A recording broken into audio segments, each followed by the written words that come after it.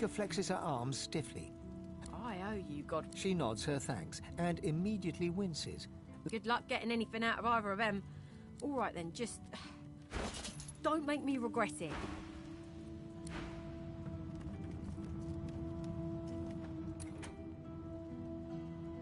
Hope you find something useful.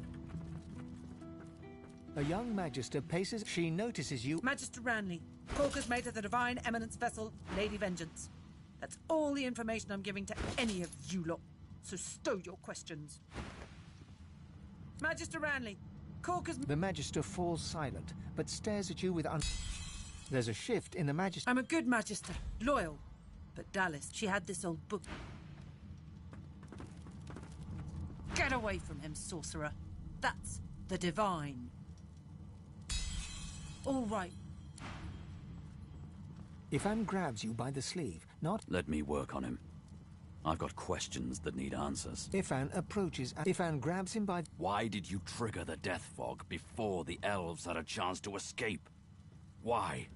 Why? No matter how loud Ifan shouts his questions, there is no response from the unconscious Alexander.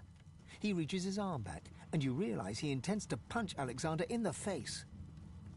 He turns and snarls at you, the expression on his face so vicious you recoil involuntarily. Seeing this, he falters. Without a word, Ifan strides... I knew you would eventually. Bishop Alexander lies supine on a bare wire cot. Though unconscious, his eyes are only half closed. His swollen jaw hangs open at an odd angle. Bruises swell beneath his eyes, and a shallow gash zigzags from his right ear down to his beardless cheek. Unconscious, he looks more boy than bishop. Someone has wiped the bishop's hands clean and folded them neatly over his abdomen. They rise and fall in shallow, jagged swells. A beautiful six-sided gem rests on the bishop's chest, hung round his neck by an ordinary oiled rope. The gem sits heavily in your pouch.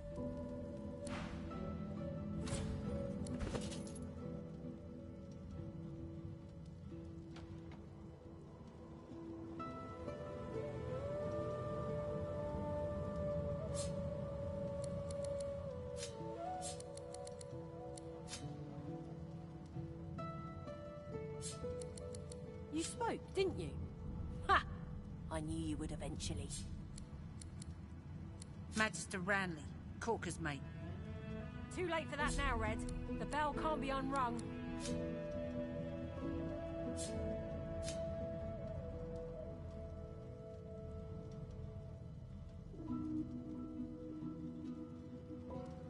You spoke, didn't you? Ha!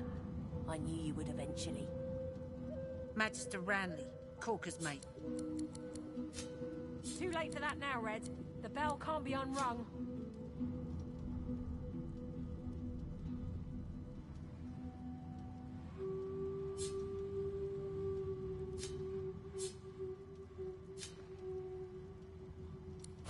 You spoke, didn't you? A single name throbs across your brain. Magister Ranley, Corker's mate. Too late for that now, Red. The bell can't be unrung. You cover your face with your hands. You spoke, didn't you? Ha! I knew you would eventually. Magister Ranley, Corker's mate. Too late for that now, Red. The bell can't be unrung.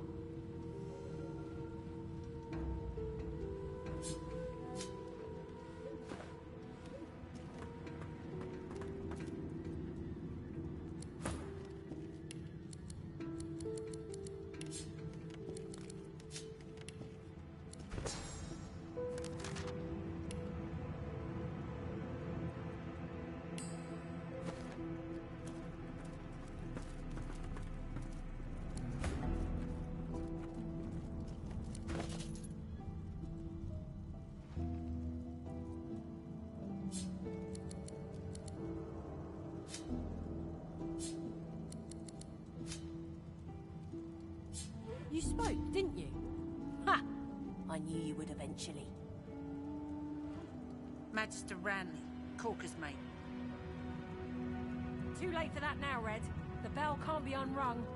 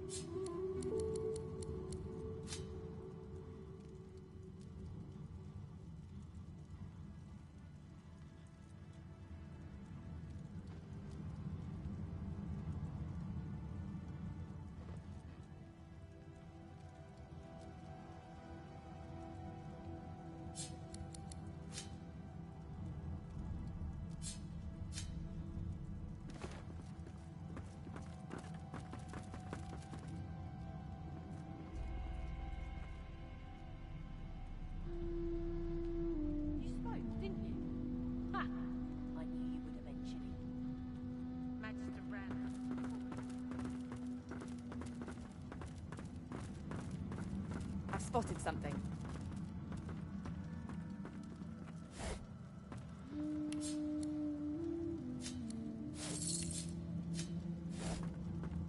Allies for hire. Speak to me if you're looking for... Oh, I see you have... There's something to these doors. There's got to be some clue. Dallas would have trusted someone with a secret, wouldn't she? Unless there's someone still inside.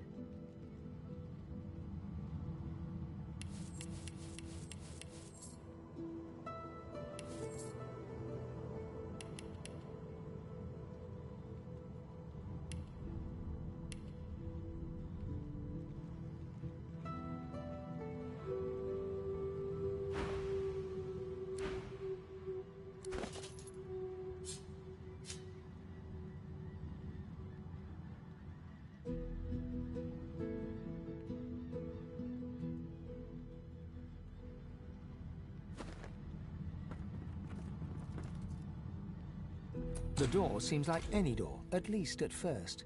Then you notice it's unblemished. The wood groans and creaks. The face vanishes.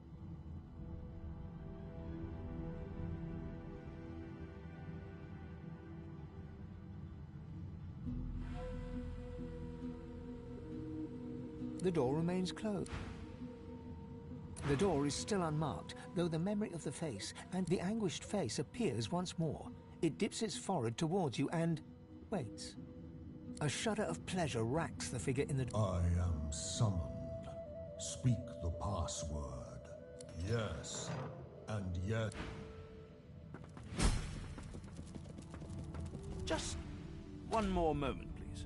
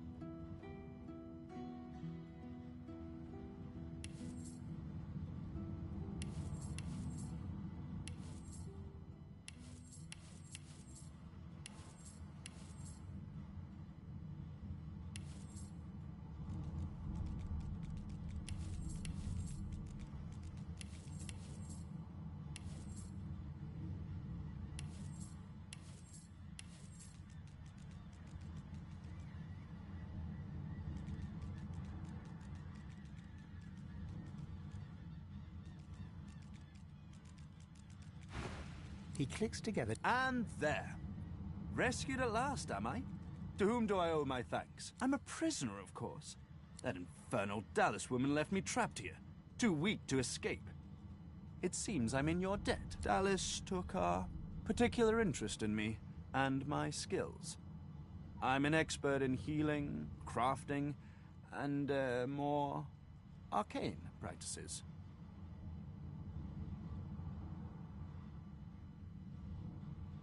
She kept me here to do her bidding.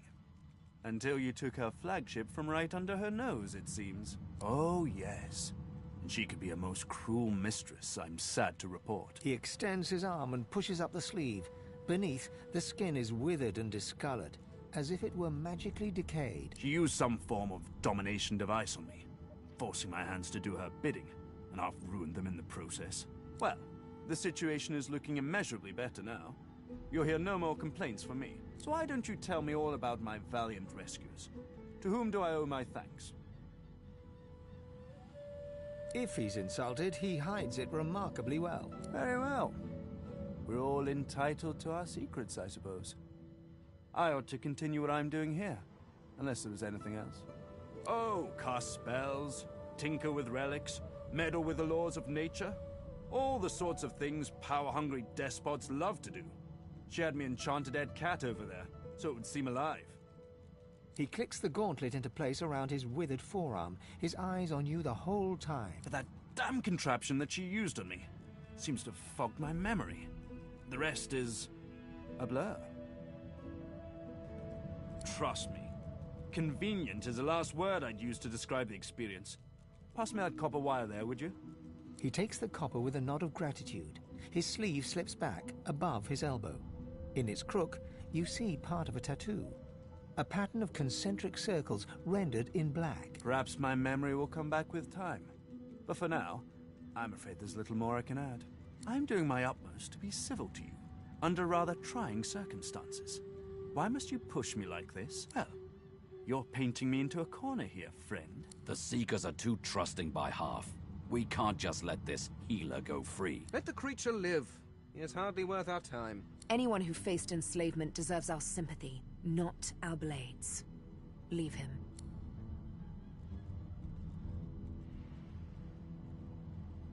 He takes your hand in his gauntlet-clad fist and shakes it. There's a lot more power in his grip than his slender frame would suggest. Call me Tarquin, and consider me at your service. We're barely acquainted. Why should I tell you anything personal? A fine sentiment, but I have nothing revelatory for you. I am as you see me. There's likely not a soul aboard this ship without secrets they'd rather keep hidden. Why should I face more scrutiny than the rest? Well, pardon me if I don't put too much stock in your feelings. Knowledge, facts, discerning, educated opinions. That's where I put my faith in. I must admit, despite what she did to me, I can't help but admire her a little. The woman is unwavering. She will break before she bends, so if you should cross paths again, be sure to leave her broken. You will not get another chance. No! This piece is far beyond what those wretches could muster. This is something of my own design, to meet my own requirements. The Magisters left me weakened, but this will help give me the strength to carry on my work.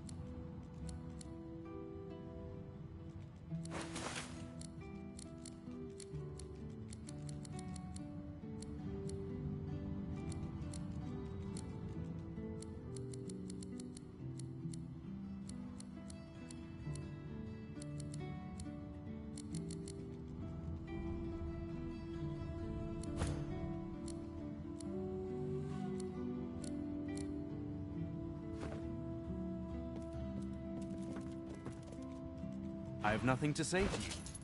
Think twice in future before you urge violence against others.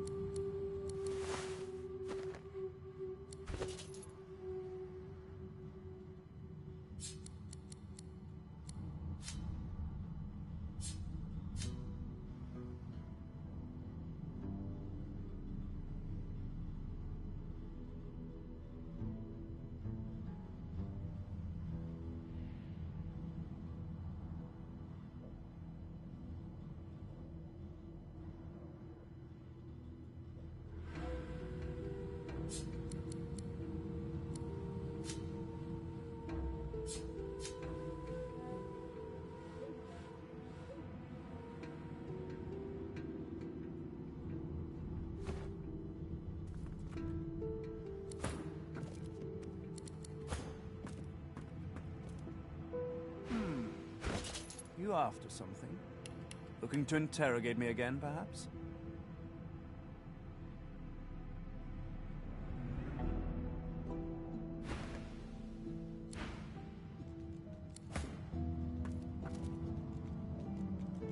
I have nothing to say to you. Think twice in future before you urge violence against others.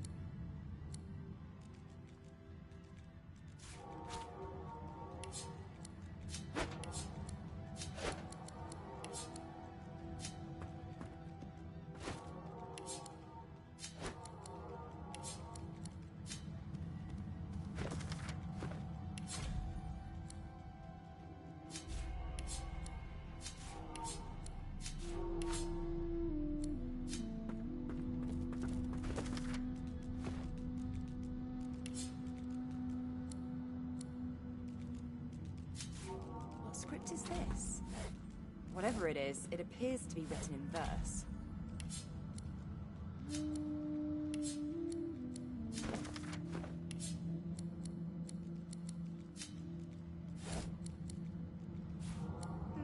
A pyramid. What on Rivellon is this for? Only one way to find out.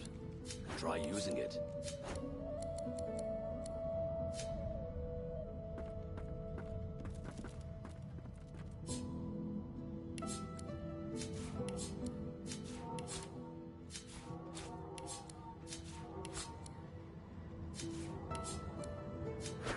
Junk.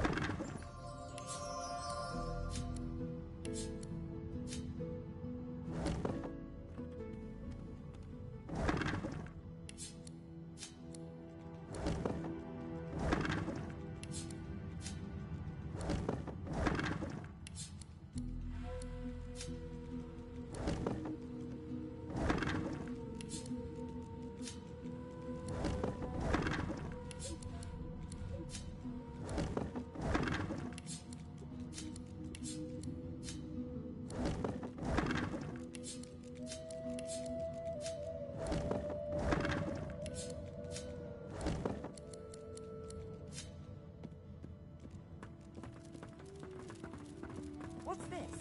I found something.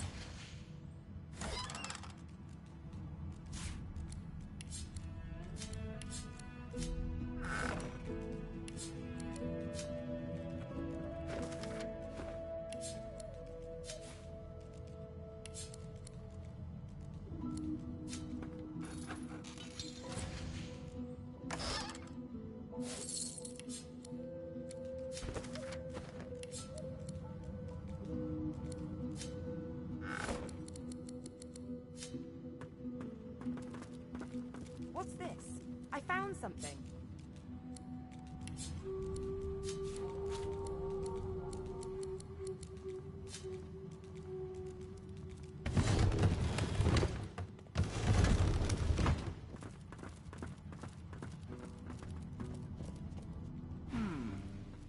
You after something?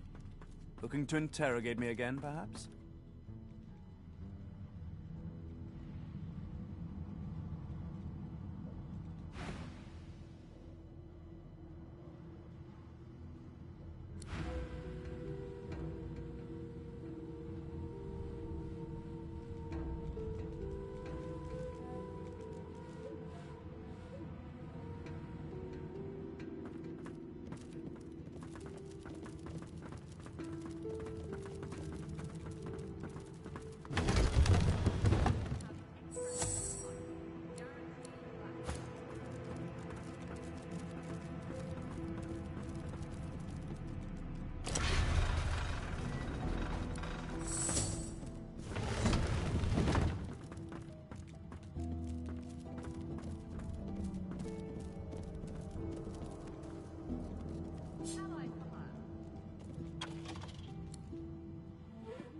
For security reasons,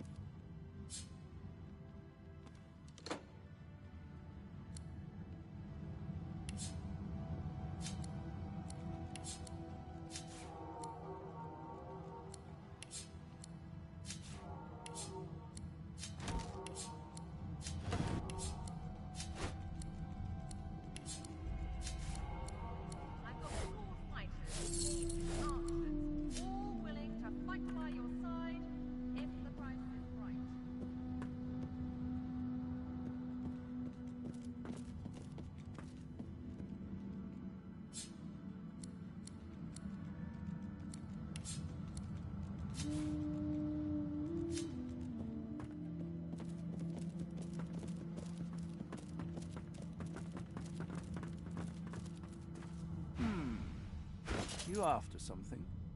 Looking to interrogate me again, perhaps?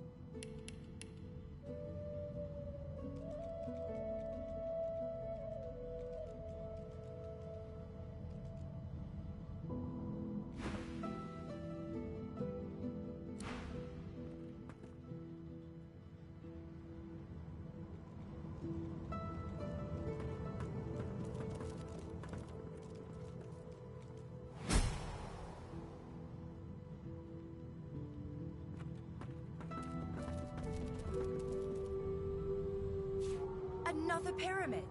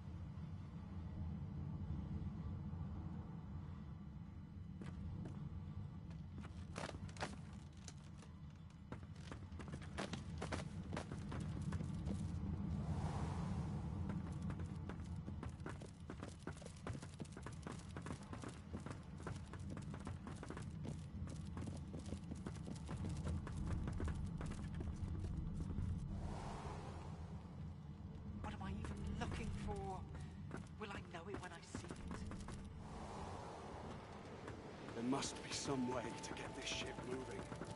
There has to be.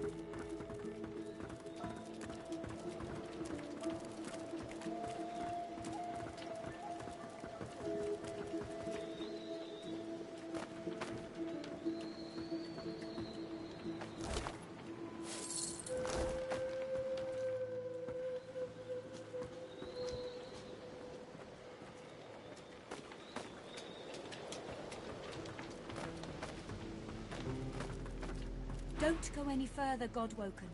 We need you alive. I know what's at stake, but I have to warn you. This ship is alive and dangerous. She glances over towards a smouldering pile of ash on the deck nearby. Something is nestled within it. Fragments of scorched bone. That was Brendan. When the ship wouldn't answer my call, he touched the figurehead, and it attacked him, without warning. He burned, like he was made of parchment. She sighs. I know. Just be careful. Nothing. The ship is live wood, that much is clear. But I couldn't communicate with it. The Magisters must have done something, warped it somehow. I just don't know what. Her eyes flick over to the smouldering ashes once again, her head held at a despondent angle. Thank you. We were held captive together on this ship. He kept my spirits up. Now he's dead.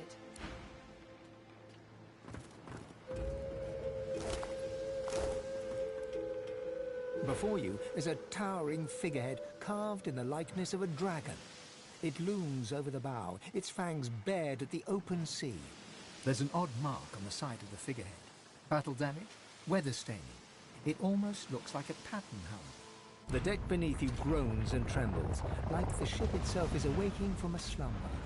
A deep sigh emerges, unmistakably the sound of a living being.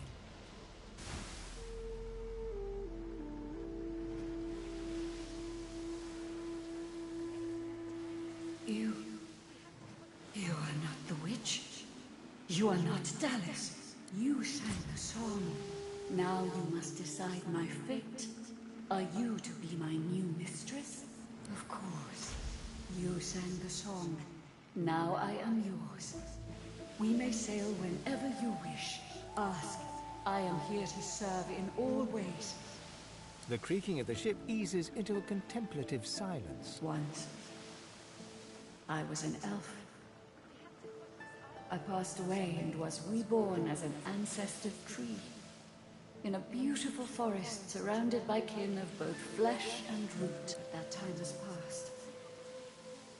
I saw that forest reduced to a dead place. Then I was taken away. My memories were lost, like the leaves from my branches. The sails overhead billow outwards suddenly. The sun is blocked, momentarily casting the dragon figurehead into shadow. Magisters, they razed sacred elven lands and uprooted ancestor trees from the earth. I was one of them. They tore me apart and turned me into this monstrosity. Of course, wherever there is sea, I will endeavor to bring you. Consult with your companions and set a course. The ship's awake. Good. Is she ready to sail? A slow, toothless smile stretches across her face. To driftwood, then. It most certainly is. Forward. With the sun on their backs and the wind in their sails, the Godwoken watched Fort Joy shrink behind them.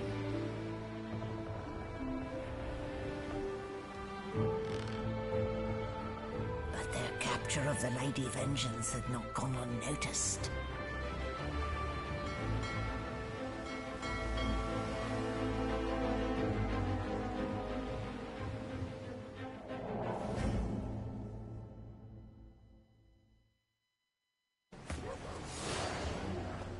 I respect your mettle, sorcerers.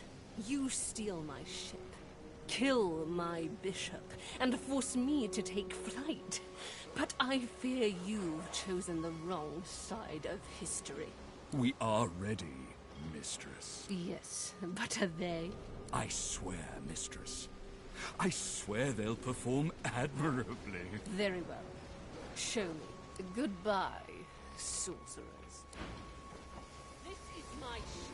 I won't see it taken from under my feet. You, act!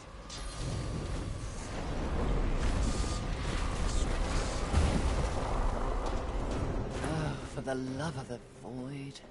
Listen up. We can't win this one, but I can get us to safety. You'll need to buy me time. Show us what you can do, Godwoken. Godwoken? Parasites, rather. I'll take care of it, mistress. Fight with such fire. Let's make it.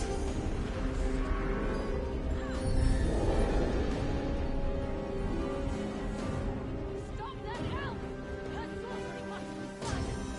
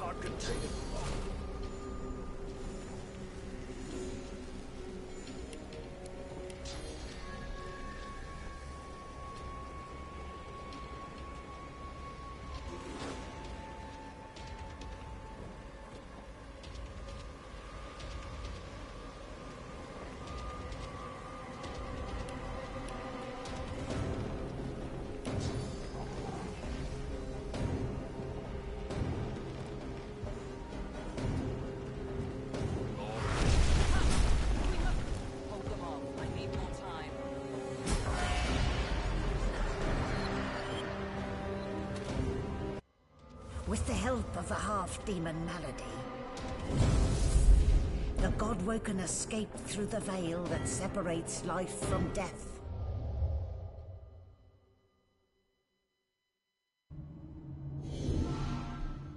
The air here has a familiar smell, like the place you grew up.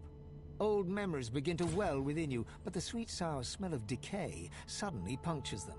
A faint creaking sounds in the distance.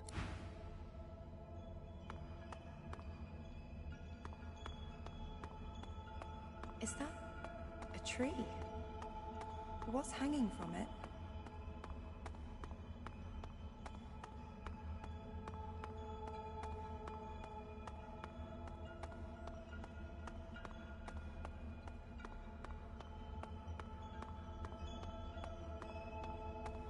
Must be a way across.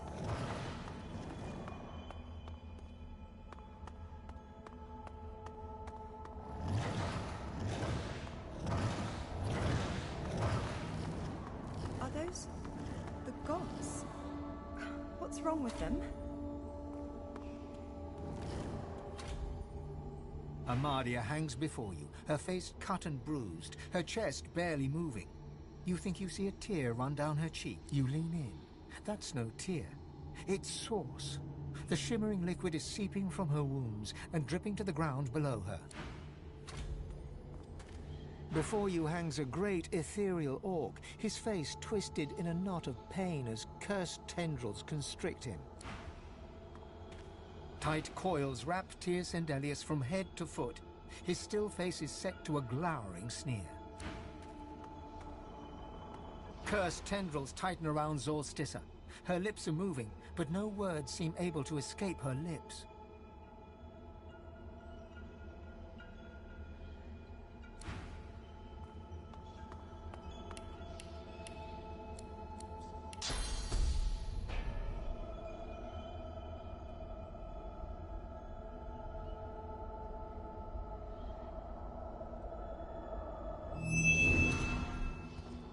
What are you up to now, my dear? Better to leave those lost souls be. They can't help us. You look scared. Why are you scared? The gods are indisposed. This is our hour. Soon enough, we'll become divine. But of course, you're God-woken after all. To ascend is your birthright. And now that you and I are joined, it's mine too. The gods are on the decline. There's room at the top. Room for us. We ought to be grateful that fool of Aleutian squandered his chance. Its iridescent eyes change shape and flash with greenish flames. It clenches its fists, and the dreaded feeling inside you wells. It's trying to seize control. Suddenly, the feeling vanishes. The figure relaxes. That hurts me, you know. I do all I can for you. I give you every power available to me. I make you great, and you fear me. But it doesn't matter. I will continue to care for you, to love you, no matter what you think. Call it what you want. The point is, we are bound together, forever. The sooner you get used to that, the greater we will become. You feel it, don't you? That burning cold, that's the void. It's coming here. It's coming for the gods. And it'll come for you too. This isn't the moment for making enemies. Remember that.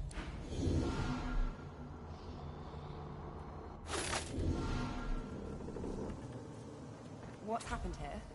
Where is everyone? The same troubled look is visible on each face.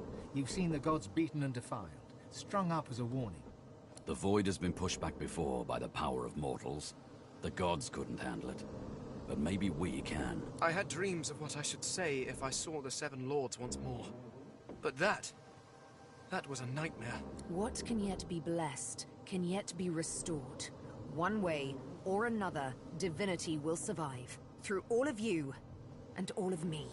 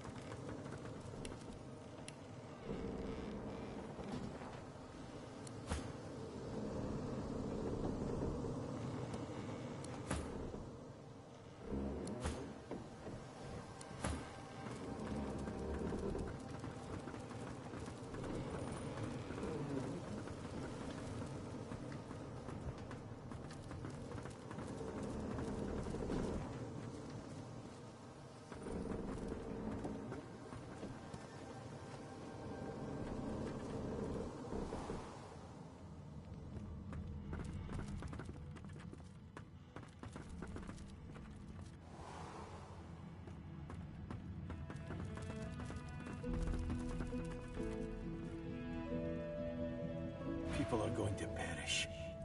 People are going to die, and I can't stop it. She'll do it now. She'll never stop. She'll never stop. The Red Prince's spirit stands bewildered, his spectral eyes beleaguered by disbelief. Defeat? I have been defeated. Impossible. Impossible. No. The Red Prince does not perish. Even here I hear the voices of destiny whisper, I will have my empire yet. I will have my empire yet.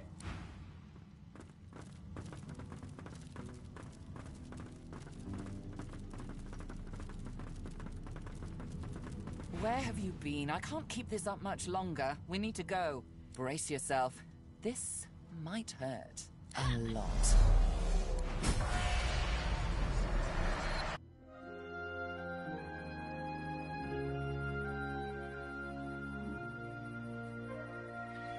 The chill of the Hall of Echoes clung to the Lady Vengeance as it returned to the shores of Reaper's Coast.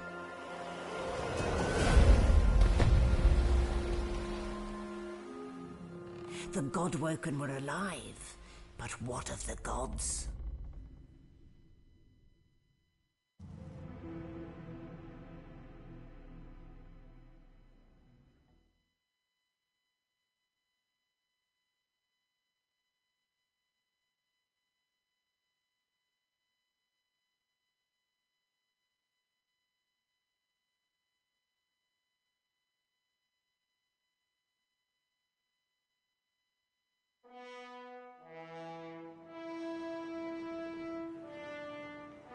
Solid ground materializes beneath your feet. Your weight falls back into your body all at once, and bright sunlight stings your eye. As your eyes adjust, you realize you're still aboard the Lady Vengeance. A gust of fresh sea air caresses you, and warm sunshine prickles your skin. Oh, one moment, please. Oh, just a moment. Melody explodes in a fit of retching that racks her body. At last, she sneezes and expels a glob of something shiny and silver onto the deck. It wriggles quickly off the siding and plummets into the sea with a splash. Ah, better. Let's not do that again anytime soon. Well, we needed to escape, didn't we? So I took us the one place I was quite certain Dallas couldn't follow. I suppose you recognized the Hall of Echoes from those visions you'd had before. Realm of the dead, realm of divinity. I do hope you learned something useful on our little field trip. Condition? What do you mean?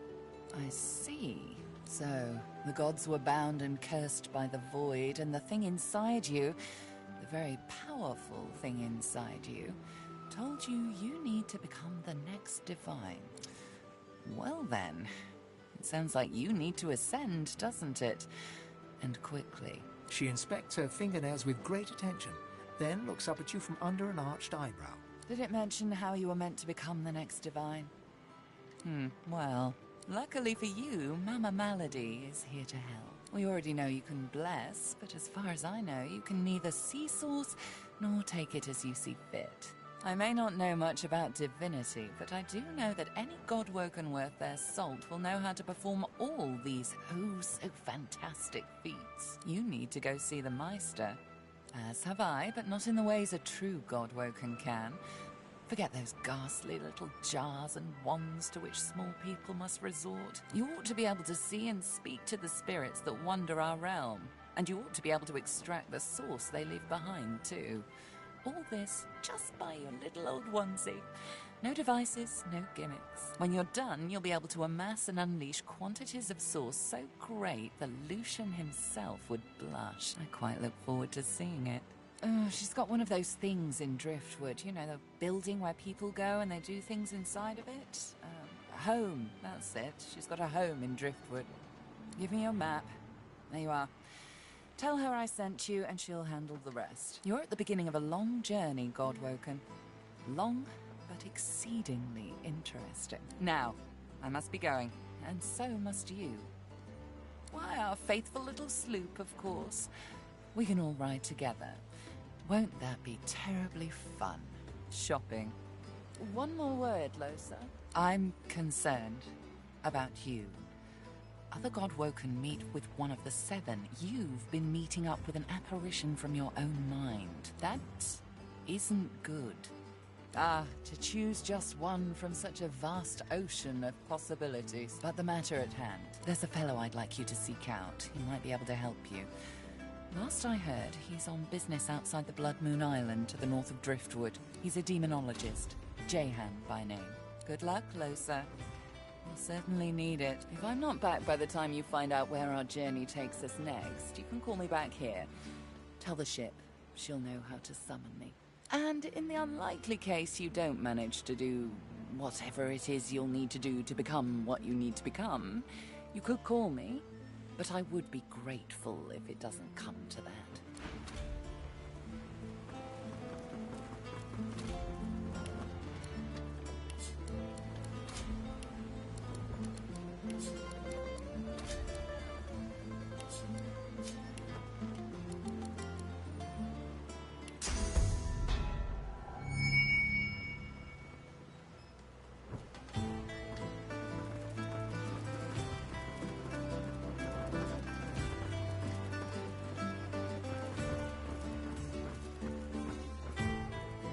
Hail, friend, and remember, in Lucian's love there could be no wrong.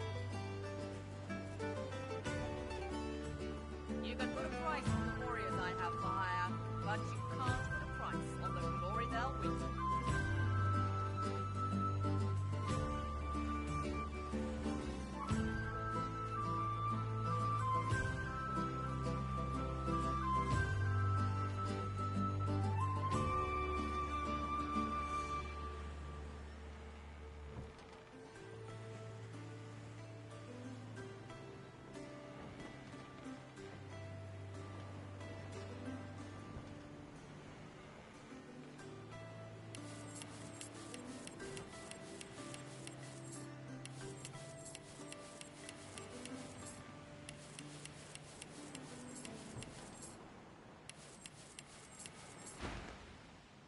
Paradise awaits, my friend. Not an actual paradise, of course. I don't think there's such a place in all of Rivellon. Paradise Downs. My parents still sow the soil there. And if the Order hadn't called me to its ranks, I'd still call their farm my home. I miss it. I miss them. They've been forever understanding of my duty. But I admit, I've been neglectful. I have some wrongs to right. I expect Malady has an answer to that. It seems she's got it all in hand, only as often as I need his guidance, Godwoken. When I invoke Lucian's words, I invoke his deeds too. He stood for the defenseless when the Black Ring rose up. For all of us. For my mother, my father. Gareth's nostalgia lasts for just a moment longer. He composes himself, clears his throat, and waits for your next question. Hello again. That's twice now you've saved my skin, and I think it's time to start repaying the favours. I could fetch some stuff you need, maybe. Ma always said I was a great runner.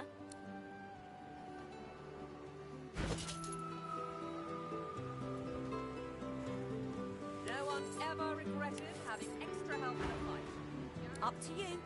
You know where I am if you think of anything. I've plenty of fighters for hire. Experts in blades, bows, and bewitchment. Oh, I see you have a full contingent already. Then I'll leave you be.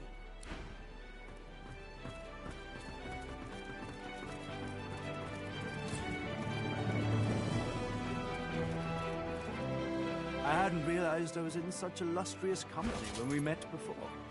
Most fascinating, the things I've been hearing about you.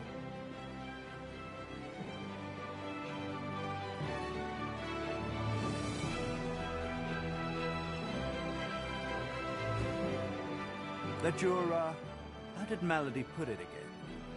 Be Godwoken. Yes, that's it. Quite remarkable if it's true. Tarquin pauses, taking you in. Genial smile and calculating eyes. We may not have always seen perfectly eye to eye, but that would be the makings of a truly dull relationship anyway, don't you think? A wise attitude. Most wise. I'm sure we can build something magnificent on these foundations. Why, it was your ally, Malady, who spared me. She claimed that I might be of some use yet. Rather flattering to enjoy the favor of such a powerful being.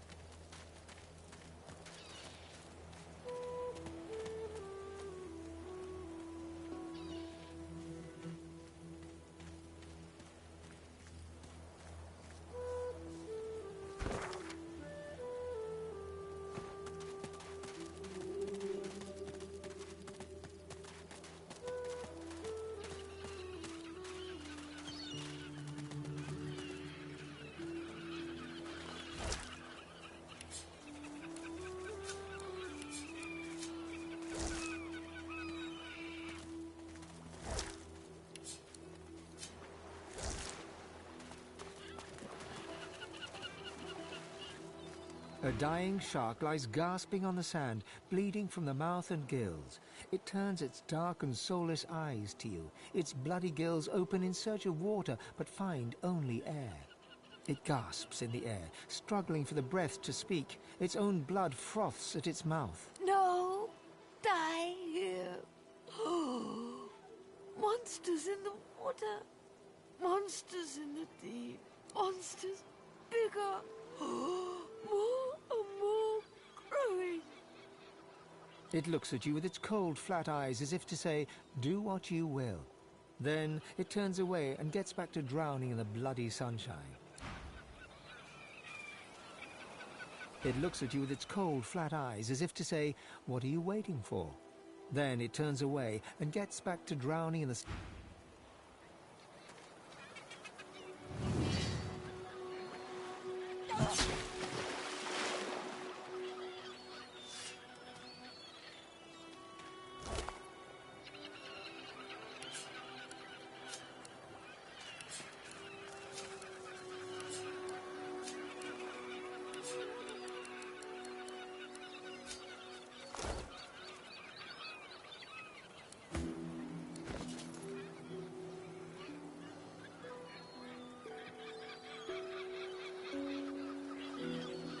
A boy at swim. Your name is Joe. You're 9. You're brave. You're off to see your mum. A shadow moves below you. A jagged vice closes on your thigh and pulls you down. Water fills your lungs. Blood billows.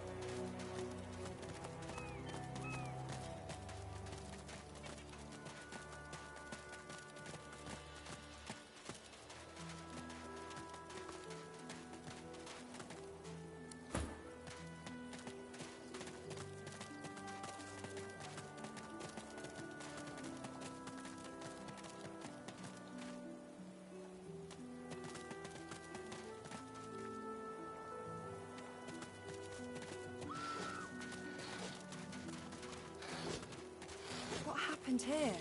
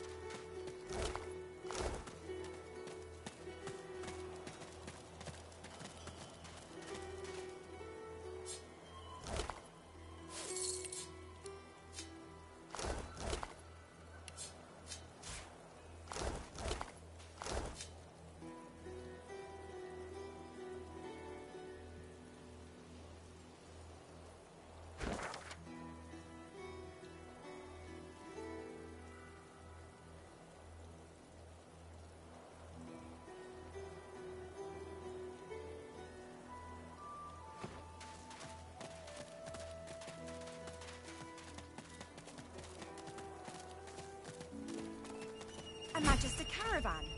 I remember one just like this picking me up. Could have been a shipment to Fort Joy. But what happened here? No, it's not true. Can't be true.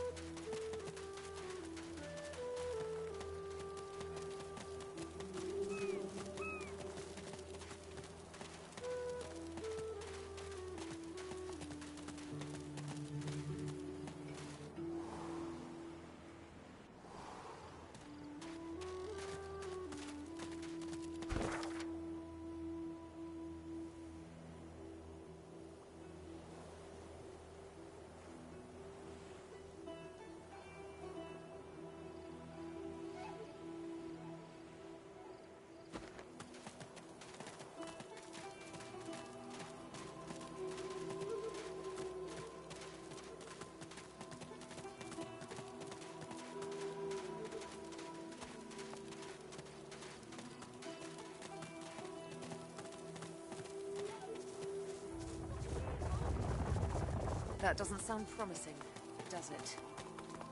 Makes my bones itch. Ma, can you hear me? The little boy lobs a stone across the river. It makes a long arc before plunging into the water below. Oh, Ma, are you all right? Ma. Huh? Please, you have to help her. There was a fight. Some dwarves attacked some magisters, and there were sorcerers too. And then the bugs came. Those void things. They killed everyone. And my mom got them to chase her. And she went across the bridge. And then she raised the bridge and she told me to run. And now she's stuck over there with them. I'm not trying to stop them. Just distract them. When they finish whatever they're eating over there, I don't want them to start looking for Ma. She's in our house. But I bet that won't keep them out. You will? Maybe you can cross the river then. Ma lifted the bridge, but there's got to be another way, right? Yeah. You'll make one, and I'll... His gaze shoots to the ground. He grabs a small flat pebble and chucks it across the river.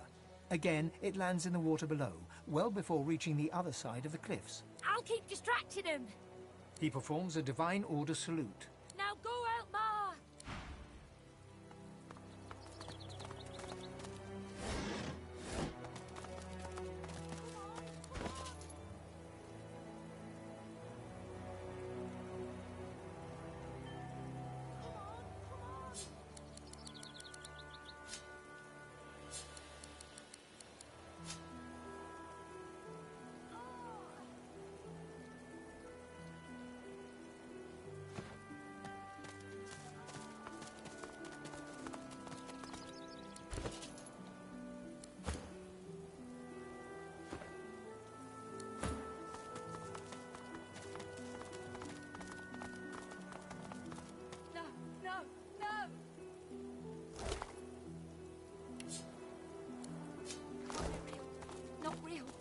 Not happening. No, it's not true. Can't be true.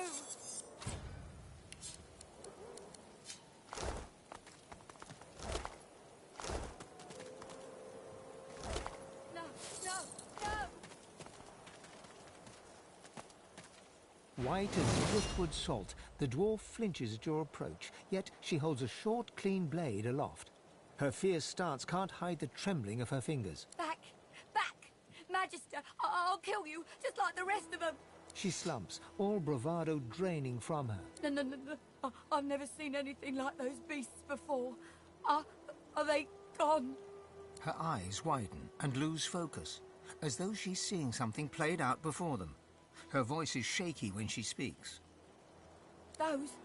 Yes. Worst ones I've ever seen. Ripped through the Magisters. The dwarves. Dead. Dead. Dead. And the sorcerers. Sorcerers. Gone. Her eyes stare vacantly into the distance, glassy as marbles.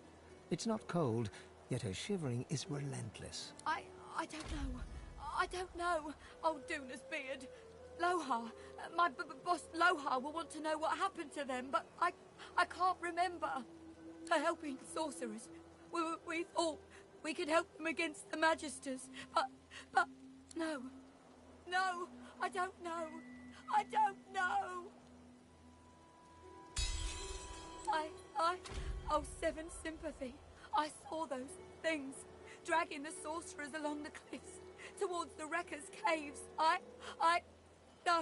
No more, it's gone. She flinches at the slightest rustle of wind through the long grass. Terror in her eyes, she stumbles away from you.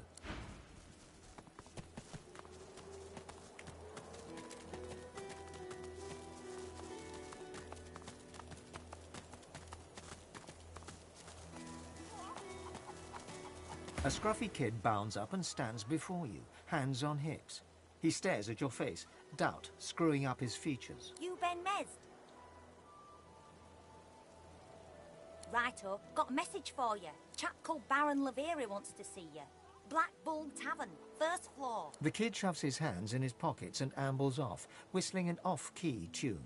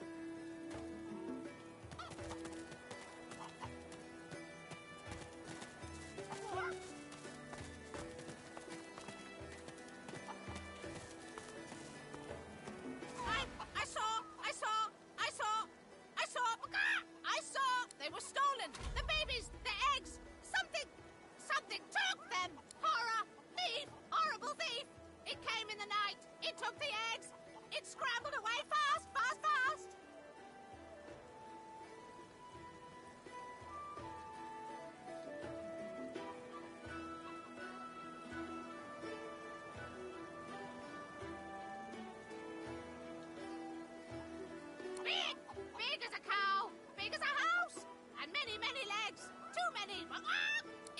If I showed you, you could bring them back. You could bring them back. Show In a flurry of feathers, she leaps up and pecks a small hole in your map. That's where they are. I went after my babies. I saw where they went. But they've changed so much, much. Much! Bring them back! Ah! What?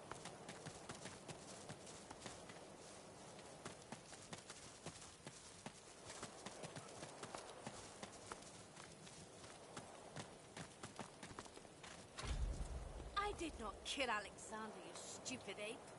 Release me!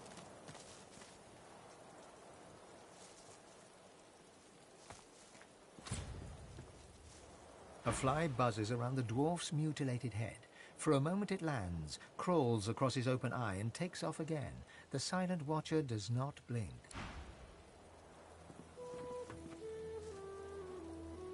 The lizard hangs from the gibbet, her face blooded and her scales discoloured. Her eyes are closed, but her tongue flickers as you approach. Welcome to Driftwood, God-woken. One bloody eye cracks open, glittering gold appearing from beneath the swollen lid. Chased you all the way here from Fort Joy, did they? Very well, then. Cut me down. There is work to be done. Or indeed you could stand there like a stage-struck peasant. If you're waiting for me to applaud and cry encore, you may be disappointed. I'm in no position to clap. The Meister bares her teeth, stained a deep pink by her blood, and growls. Melody is unfortunately mistaken. I cannot train you, but I can certainly help you on your path. As long as I am free of this rope. Because along with torture and interrogation, the Magisters found space in their schedules to purge me, that's why. They spent quite some time at it, too. Apparently I was a rich vein to be mined. And now I hang powerless as any butchered carcass. They stopped the process just as the last of my power drained away. Just enough to rob me of my strength, but not enough to leave me a hollow sack of flesh and scales. I had hoped they simply wished to preserve my charm and beauty, but no. It seemed Dallas had ordered that I be held until she could do the deed herself. To give it the personal touch, I imagine. Now that you have had that... that delightful little nugget of gossip, perhaps you could do your damn job and let me loose? The lizard grimaces, shifting awkwardly as she dangles. I am in intense pain. You are either insufferably cruel or insufferably stupid. Insufferably cruel. How charming. It was obvious, Godwoken. You are whippet thin, implying you've been a captive. Your wrists have seen the sun, but your neck has not, so you sported a collar, not shackles. Thus you escaped Fort Joy. After an escape, any sane creature would rest, but the bags under your eyes indicate you haven't. Why not? You must have been chased. Thus you must have been important. No one important escapes a prison without help, and no one frees sorcerers bar the Seekers. They thought you were worth saving, and thus I surmise you are God-woken. Now, an important person does not come to Driftwood unless they seek someone even more important than themselves, so I further surmise you are here for me and will help me down. Now! A slow, pained grin spreads across the lizard's face. Her tongue flickers. Not quite as stupid as I imagined. I am head of the Seekers, girl. I can taste your sauce. It wafts about you like honeysuckle on the breeze. Now, if you would be so kind, my bonds. The Meister bares her teeth, stained a deep pink by her blood, and growls. Melody is unfortunately mistaken. I cannot train you, but I can certainly help. Be quick about it, before the Magister realizes their prize catch is about to slip through the net.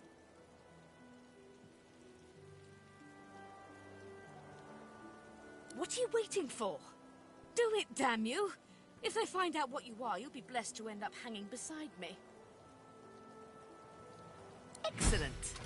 Now, if you'd be so kind as to gut that startled-looking Magister, it would be much appreciated. I must secure my home before they do any more damage.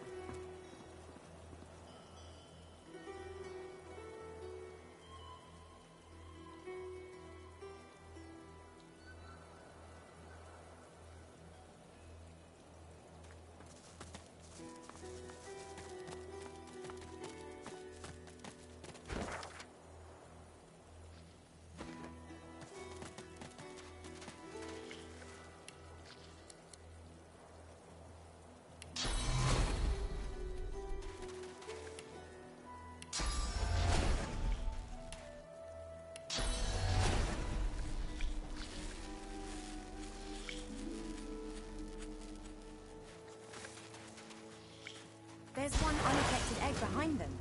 Perhaps there's still a chance.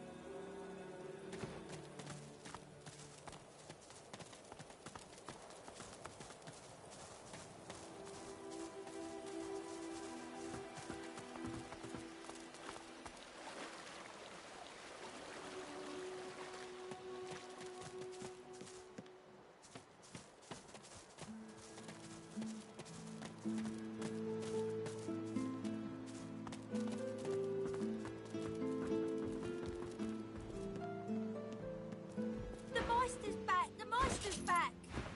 She doesn't feel like playing, but... The Meister sits slumped in a chair, looking around the room as she works her shoulder with one hand. It looks like it was dislocated by the gallows. Damnable red cloak baboons ransacking my wardrobes, as if I would keep ancient valuable secrets in a pile with my unmentionables. She takes a deep breath, and with a twist, a click, and a screech of pain, she shoves her shoulder back into its socket. I swear by the seven, if we did not have more important matters to attend to. Reaching across the table, she pulls a bowl of hot water towards her and fishes some bandages, a needle, and thread out of a box. She slowly starts to tend to her wounds. At least the barbarians were unable to club their way into my vault, so everything you need should be safe. The Meister turns to you, her eyes wide with worry. Oh, pardon. I'm so sorry. How could I have forgotten? Thank you so much. Thank you for rescuing me after they had already strung me up. After they had tortured me for days. After they...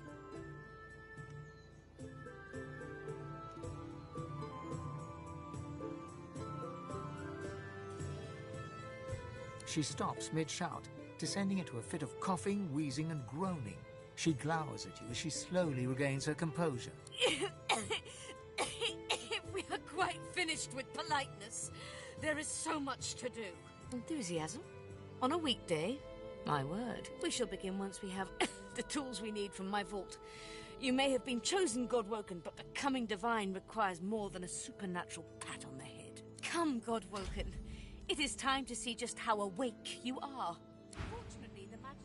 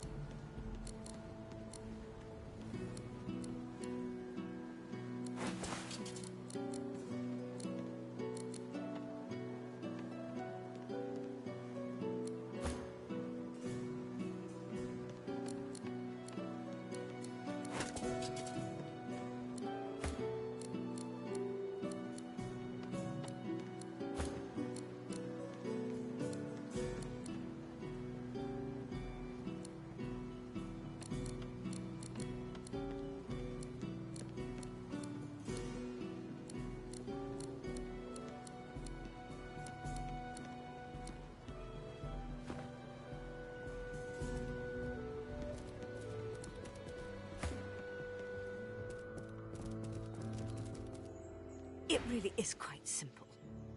In the corner there's a painting. Remove it and push the button behind it. Then we may move on to the vault. The combination to the vault is 15R 34L, 23R 35R, 9R 16L, 33L 45R, 51L 1L. Try to get it right.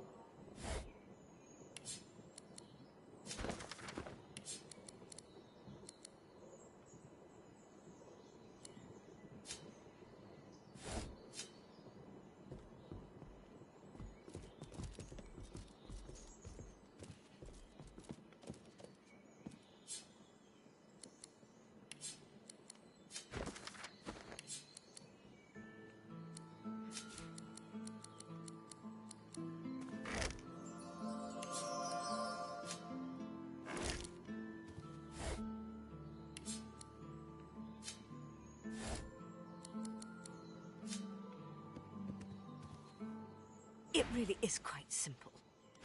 In the corner there's a painting. Remove it and push the button behind it. Then we may move on to the vault. The combination...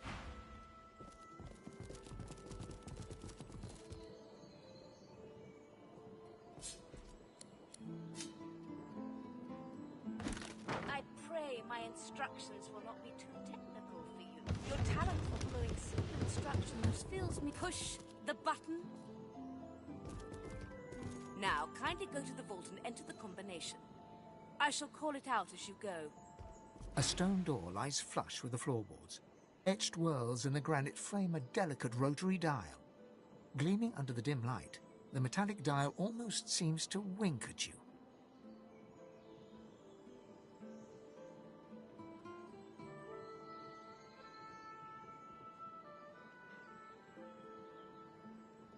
Taking your time, you carefully enter the combination. The metallic sounds of the tumblers falling within the mechanism let you know you entered the code correctly. Excellent. Follow me. Your time is at hand, Godwoken.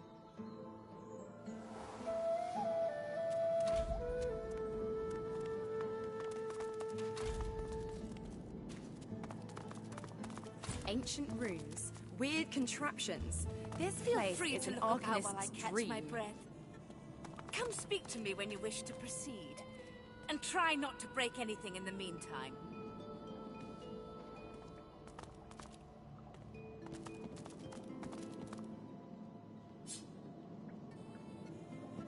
Opening the door, you see a selection of ingredients.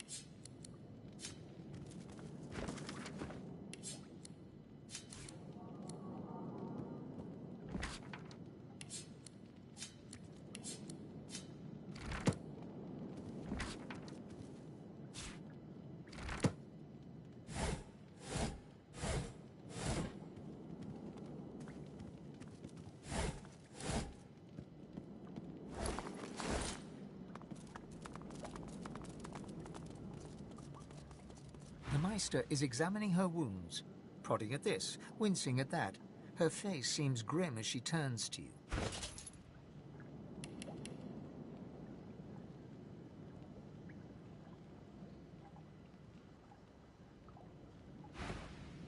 Do you know what it means to have the power of the divine, Godwoken?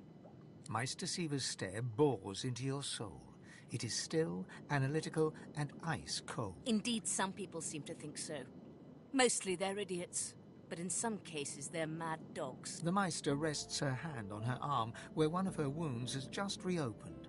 She squeezes hard, ignoring the trickle of blood running down her claw.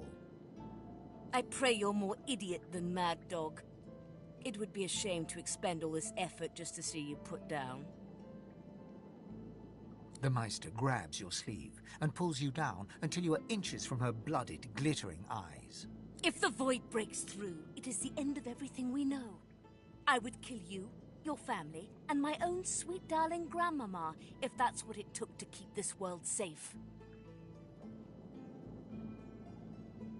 She releases you, sitting back in her chair with a groan of effort. If granted divinity, you would have the power of all 7 gods at your disposal. You could heal any wound, pull islands from the sea, right any injustice, but make no mistake. The Divine has only one duty: to protect this world from the void. The Divine cannot use her power for anything else. When you become the Divine, there is no more self. For just a moment, her eyes soften as she looks at you. It is no small thing to ask, but it is your duty. Without a new Divine, Rivellon will die. Very well, then. Let's see if we can't snatch divinity from the jaws of the void. The ritual itself is quite simple. Drop some blackroot in the bowl, mix in a little blood, set the concoction aflame, and then inhale the smoke. Ignore any feelings of dizziness, burning in your lungs, or a dire sense of existential dread.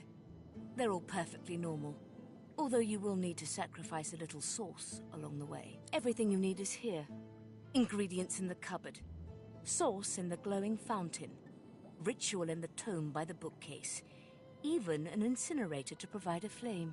The Meister looks back at her wounds, curiously prodding them as fresh blood oozes out, staining her claws. Quite. Mind you, being torn asunder by a Voidwoken would be even more inconvenient. So if you wouldn't mind... The Meister points sharply to the ingredients cupboard. And do not lose anything. These ingredients are rare indeed. I'm not hiking back out to the Cloisterwood to fetch you more blackroot.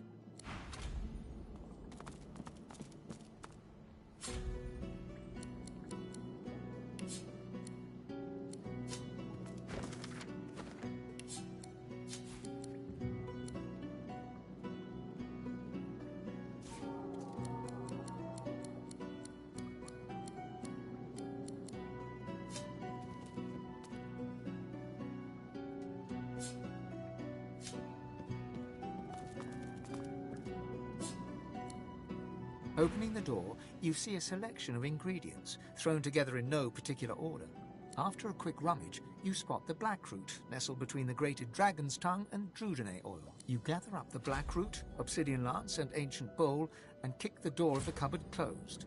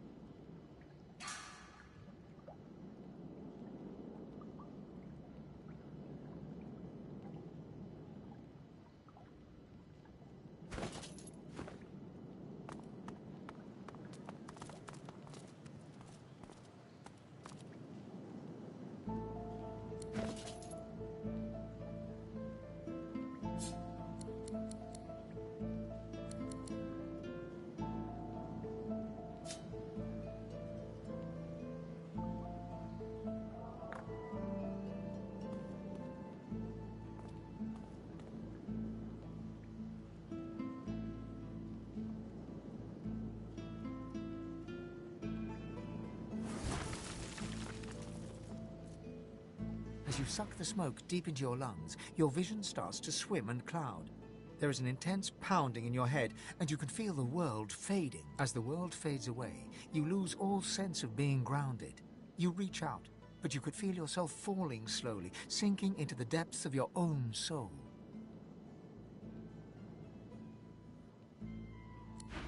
Deepest recess of my soul. But it looks like the Hall of Echoes.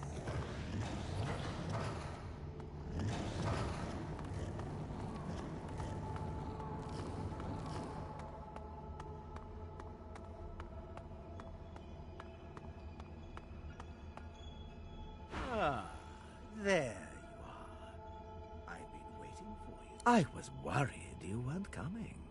No need to get rude. I come bearing a gift. Look into my eye. Your neck involuntarily wrenches forward. Your eyelids pin open around their sockets. The thing is throwing its weight around once more. I'm getting tired of this, Losa. Surely you are too. Now look. Ah, now speak the spell and see what I've gotten for.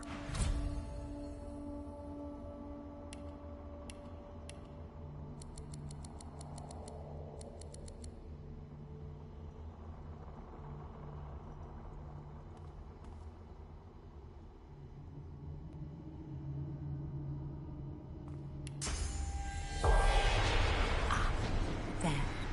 That's a bit more familiar. So, go on. Pretty fantastic, isn't it? You're a step closer toward becoming like one of them now. I gave you a gift. Made you like one of the gods. A bit, anyway. You can see spirits now. Try it next time you cut some innocent to bits. You'll be able to find out just what their sweet little soul thinks of you.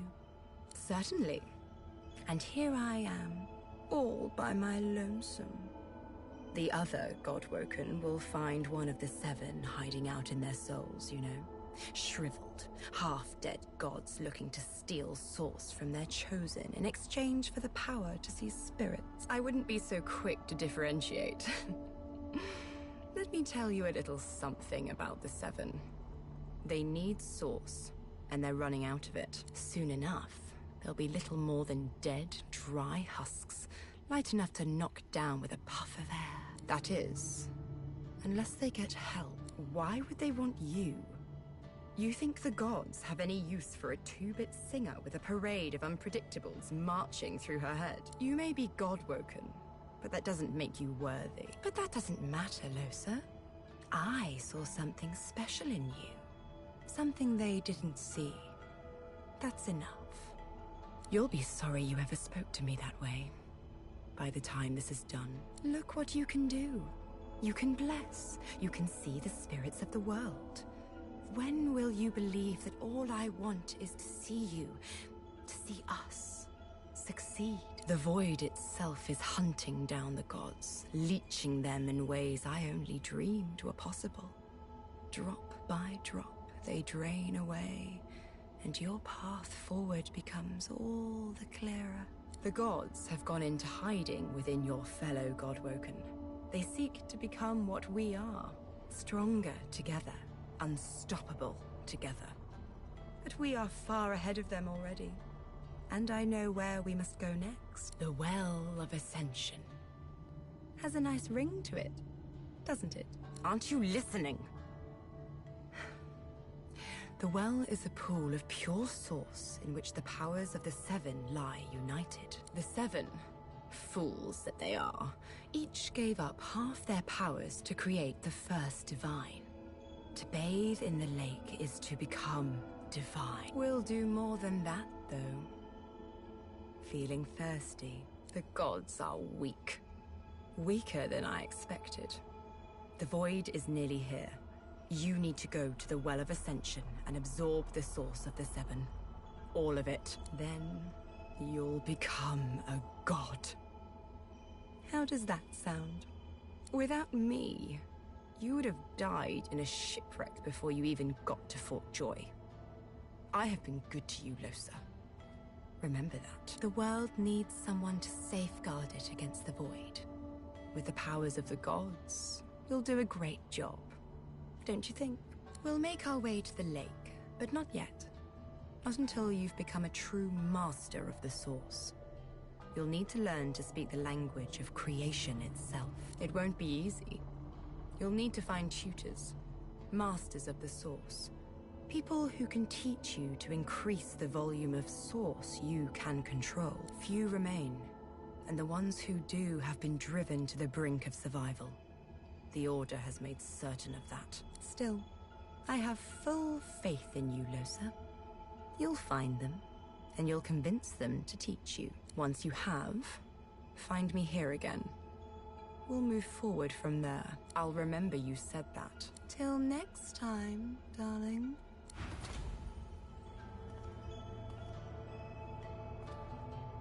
The Meister stares intently at you. Her eyes are tired and bruised, but determined. Still alive? Gods above, there might be something to you after all. She leans in, her bloody tongue flickering hungrily about your face. Tell me, what did you see? What you know? She sighs impatiently as you hack up the last of the green smoke. You can't channel enough Source? Gods be damned, why couldn't you have a nice simple problem? Finding an orc to dance the hornpipe, perhaps? I know exactly what must be done. You must find a master of Source. And I could have helped you once, but no longer. The purging which the Magisters included as part of their service was quite efficient.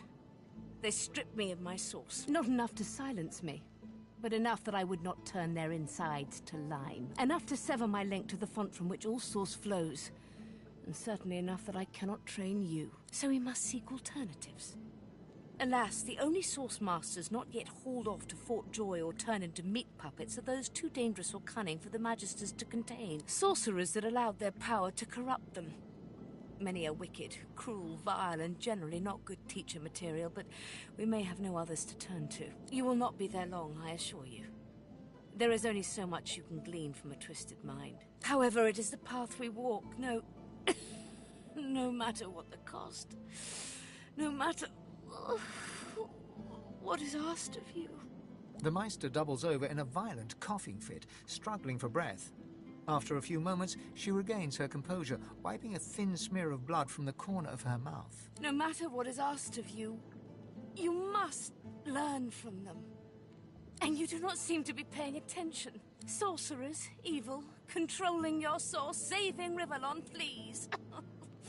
Please tell me at least some of this rings a bell. Your focus, your only focus, must be on finding these masters, on finding the secrets to divinity. Nothing else matters. The Magisters have kept ledgers with all known sorcerers, especially the powerful ones not yet captured. They would be an invaluable resource, but do be careful not to get caught. I was their guest for a time, and I promise you the gallows was the most comfortable part of the experience. And if their barracks turns out to be as empty as their skulls, just try to keep an ear to the ground. There may still be powerful sorcerers hiding in these lands. As she speaks, one of her wounds reopens, a dark red stain spreading across her tunic. She hisses in frustration and starts to bind the gash. I wish there was more I could do, but in this condition, I would be more a hindrance than a boon. Godspeed, and remember, do whatever it takes.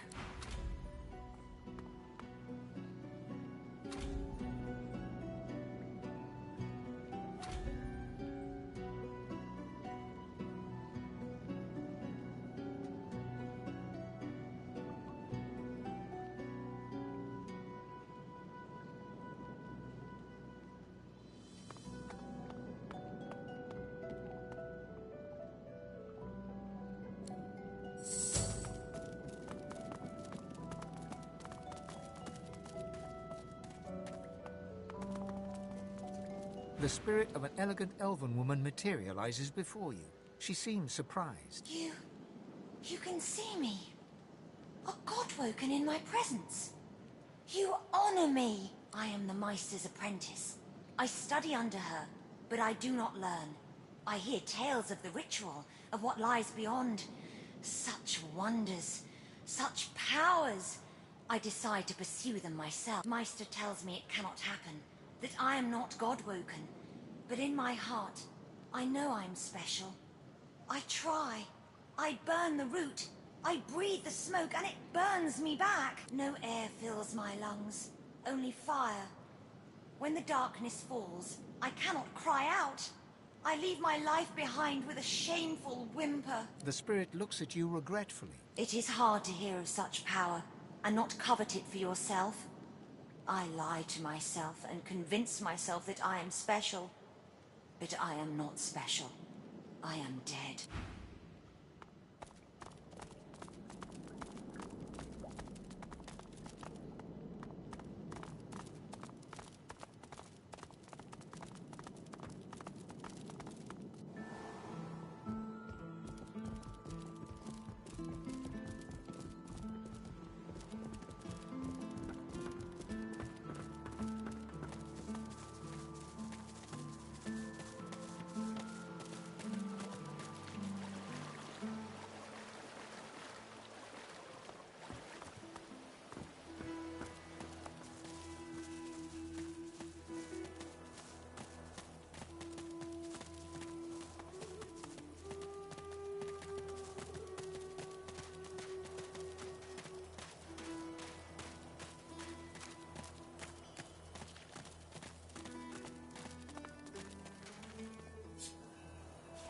There you are, little egg.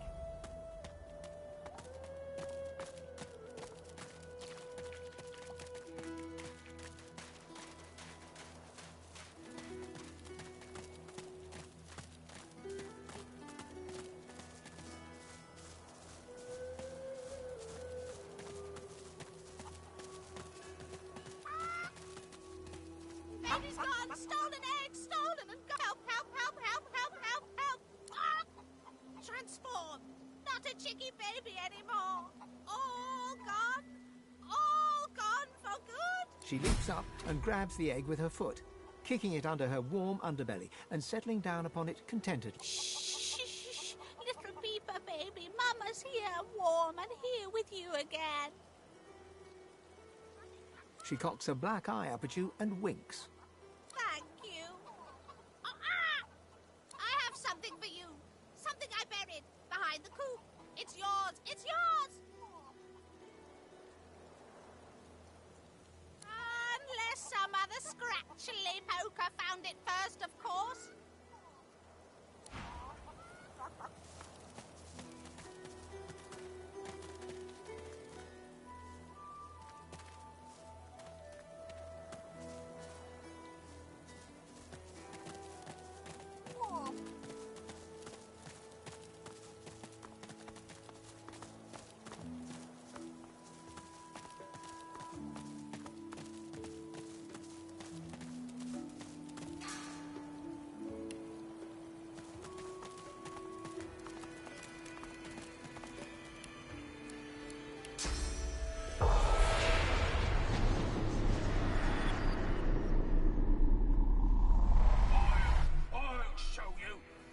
Doubled over in agony, the shivering Magister spirit mumbles to himself, tightly clutching 3 golden stalks in one fist. Noting the attention, he straightens, revealing insignia spelling Kinnet, and a jagged wound spilling his innards upon the ground. He reaches a ghostly hand into your chest and squeezes your heart. You become Kinnet, his memories flooding over you and replacing your own. Warmth, comfort. You are Kinnet, playing cards with your mates in a cozy barracks. You stagger to tipsy attention as a white-clad Magister commands that one of your troop seek a lost caravan. It's a one-man job, a job no man wants. Your sly-eyed troop leader holds out straws to you and the others. Who will investigate? You feel the short straw and hear them shout, "Kinnet!" You know what that means. A lonely traipse in the cold dark. You dawdle and grumble all the way, sobering as you find the overturned caravan. Massacre. Your lantern reveals ravaged corpses in every direction. Inhaling sharply, you smell a thick black stench you remember secondhand from the few void-woken corpses your troops have found. No. Kinnet's tears fall from your eyes as you recognize his beloved weapon master, lifeless. A dark thicket rustles to your left. A claw rakes savage stripes across your guts. As Kinnet dies, all goes black. Staggering back from Kinnet's deathly grasp, only your own blood now pumps through your heart. With your living eyes, you see him trembling in front of you, desperately holding out 3 straws. As your source flows into Kinnett, the straws in his hands disappear. He weeps with relief as his wound disappears in turn, and he is restored to the model image of a strapping young soldier. He looks around, then looks at you, and then he smiles. Smiling broadly, Kinnett fades away. The spirits of a Magister and a dwarf are locked in ethereal combat. Their vicious blows make no impact, yet they struggle on. Mid-snarl, the dwarf spies your presence and staggers back to address you. Sorcerer! You must hate the Reds as much as I do, eh? Rightly so. Reds had sorcerers locked up tight in that caravan, and you know where they were sending them. You look like you've been there yourself. The Magister lunges for the dwarf, his exasperation clear. Hannah, you saw it with your own eyes. You know Sorcerer's Law, Voidwoken, and you know we'd all still be alive if you hadn't attacked our caravan.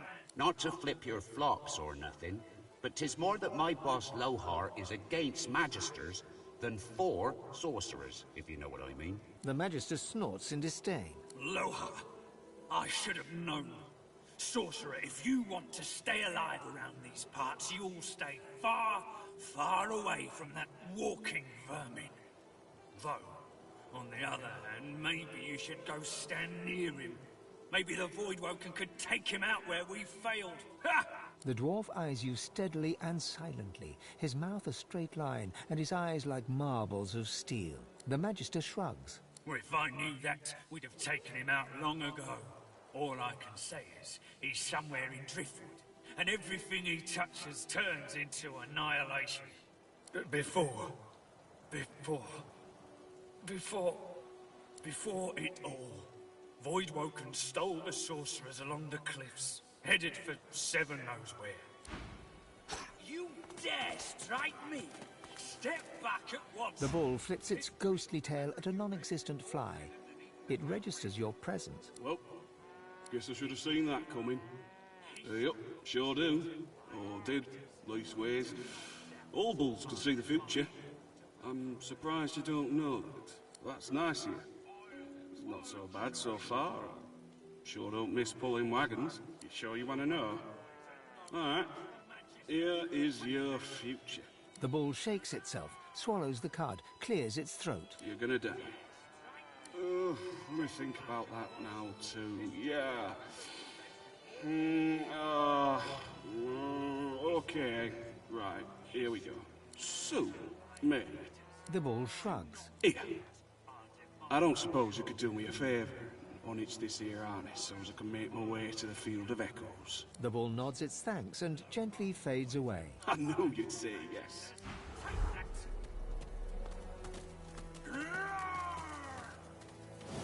You dare strike me? Step back at once. History will remember you read before better than even the Black Ring. History is written by victors. Do not doubt our divine order will prevail. I'll show you.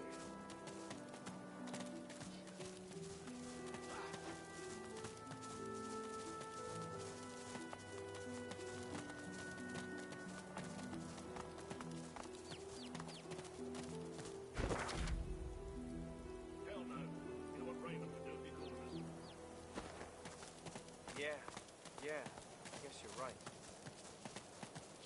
Of course I'm right. Stick with me, kid. I won't steer you wrong.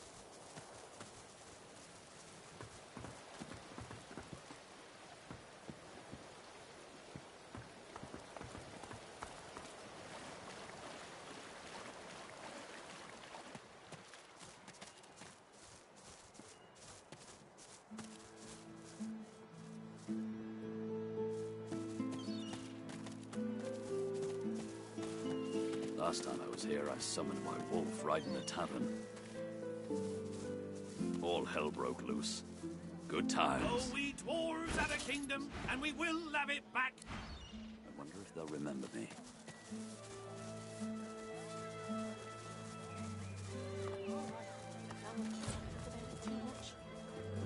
My word, but you do look exhausted. Have at it. Got yourself situated.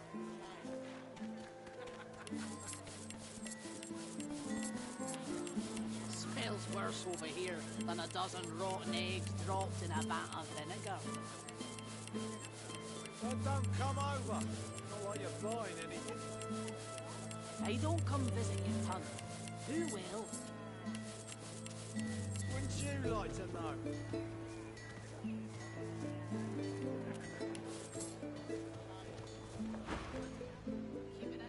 Yep. I'm all right, as long as I don't think about it too much. You're safe among friends. Never forget it.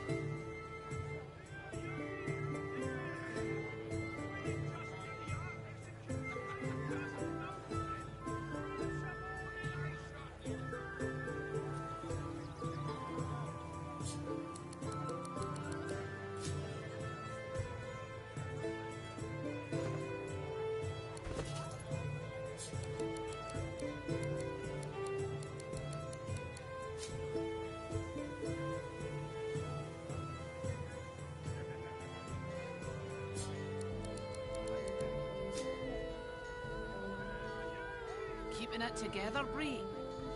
I'm all right, as long as I don't think about it too much. You're safe among friends. Never forget it.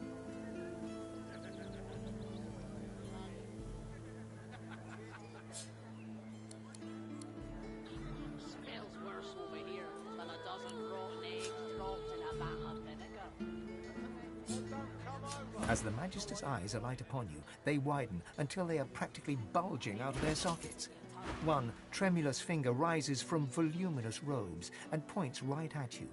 From her other hand dangles handcuffs. Ifan Ben Mezd is our living breathe.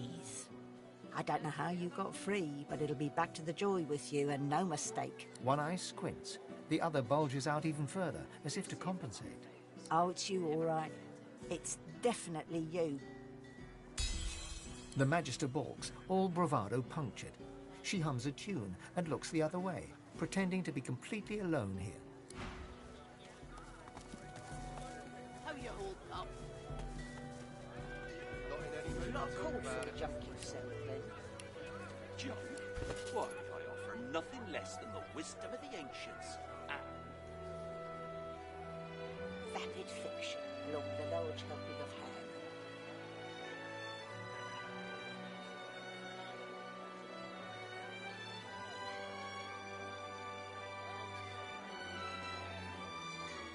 Keeping it together, Bree? I'm all right, as long as I don't think about it too much. You're safe among friends. Never forget it.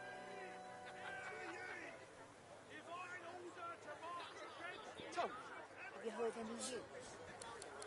Smells worse over here than a dozen rotten eggs dropped in a vat of vinegar. Well, don't come over. Not like you're buying anything.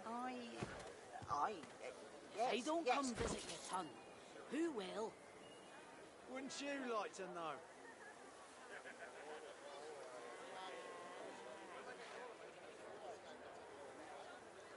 Keeping it together, Bree? I'm all right, as long as I don't think about it too much. You're safe among friends. Never forget it. Your fish stinks of the void. What kind of rat would sell such filth? The kind that don't fancy starving, along with the rest of this town. It's all well and good for you with your rations. We've got to take what we can get. Keep talking, dwarf, and you'll end up eating sawdust on a cell floor. Ah.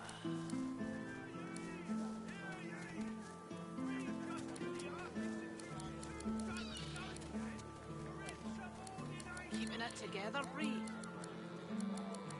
I'm all right, as long as I don't think about it too much. You're safe among friends. Never forget it.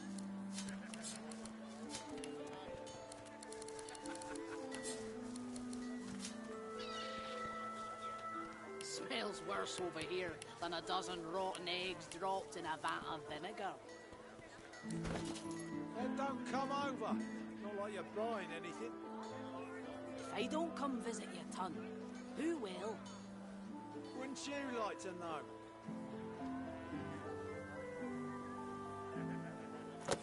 Your fish stinks of the void. What kind Keeping of it rat would together, sell Bree. such filth? I'm all right. The kind as that long don't as I fancy don't starving too much. along with the rest of this town. You're safe among friends. It's all Never well and good forget for it. you with your rations. We've got to take what we can get. Keep talking, Wolf, and you'll end up eating sawdust from a cell floor. Ah.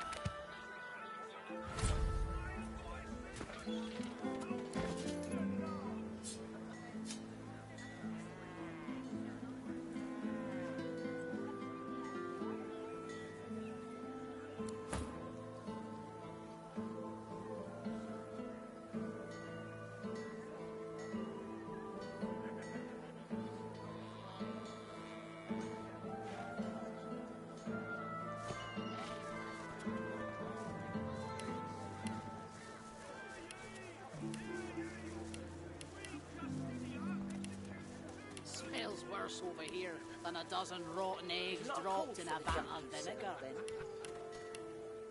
Then don't come over. Why, I Not offer like you're nothing buying less than anything. the wisdom of the ancients. If I don't come visit your ton, who Not will? the large helping of ham. Wouldn't you like to know?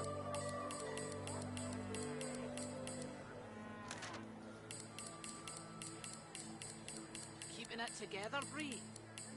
I'm all right, as long as I don't think about it too much. You're safe among friends. Never forget it.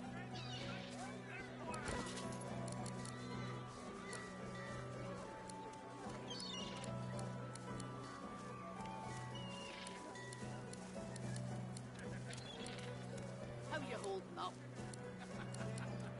Not in any mood to talk about it.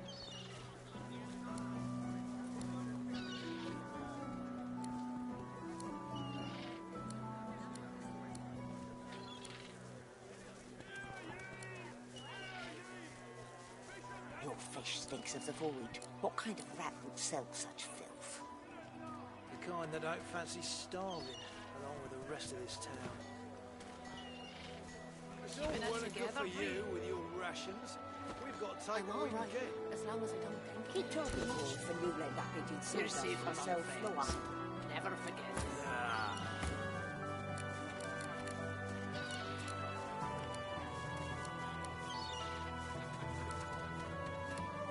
Smells worse over here than a dozen rotten eggs dropped in a vat of vinegar.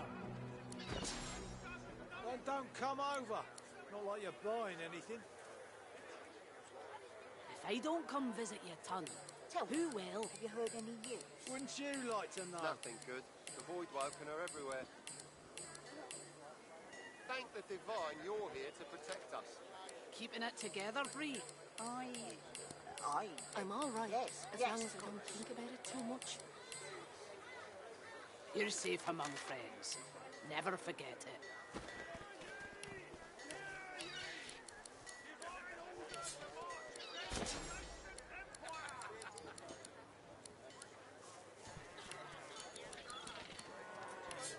How you holding up?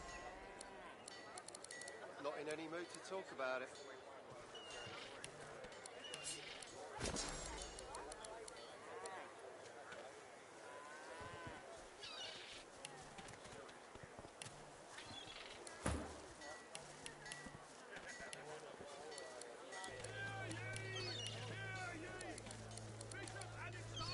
There's not a call for the junk you sell, then. Keeping it together, Bree. Junk? What? I'm all right, For as nothing long as I less than don't the think wisdom about of it the too much. ancients. You're safe among friends. Vapid fiction. Never forget along it. the large helping of ham.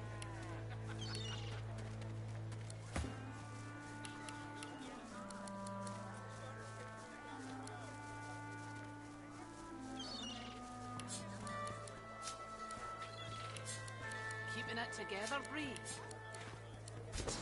I'm all right, as long as I don't think about it too much. You're safe among friends. Never forget it.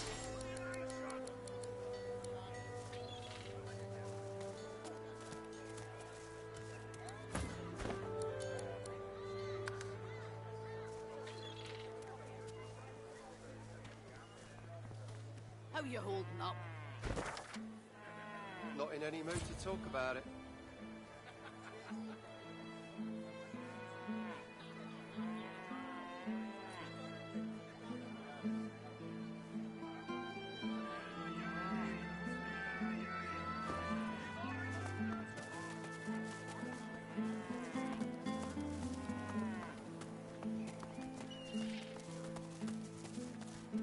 Keeping it together, Reed. I'm all right. You're safe. Well met, friend. You look down at the cart. It's free to their travels, friend. War's a brewing, my friend, and I'll special prices for war is hell, my friend, but it's very good for business. Don't Good luck come to you. over. Not like you're buying anything. If I don't come visit your ton, who will? Wouldn't you like to know?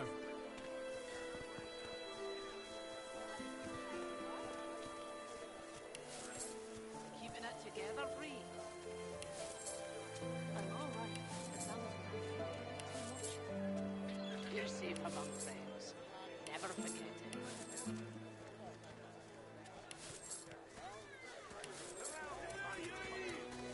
Queen Justinia executes 24 noblemen for insubordination.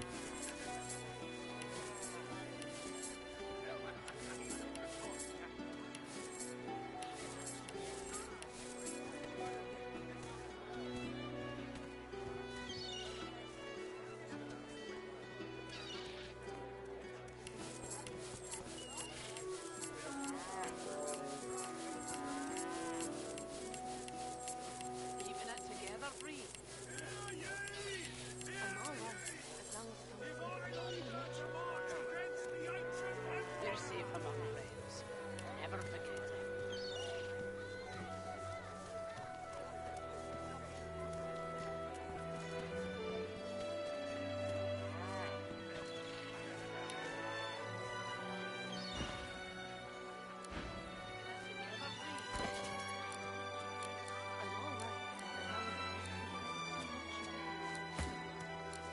You're safe among friends.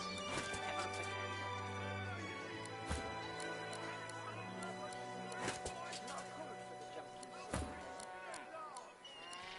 John, why, I offer nothing less than the wisdom of the ancients. And How you holding up? That is fiction. Long below. Not in any mood to talk about it.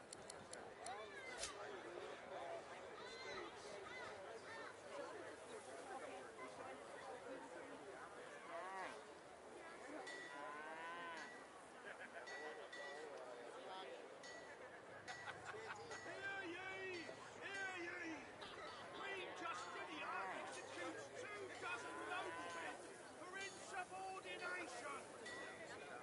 Keeping it together, Reed. I'm all right, as long as I don't think about it too much. You're safe among friends. Never forget it.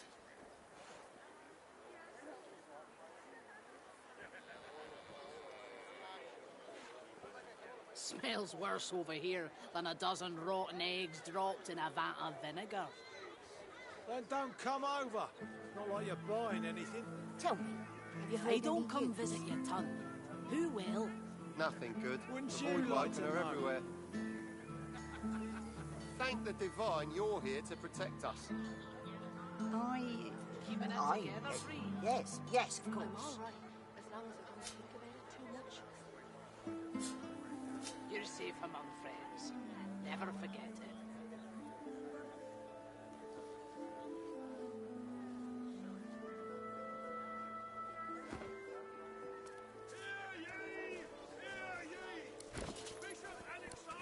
How you holding up? Not in any mood to talk about it.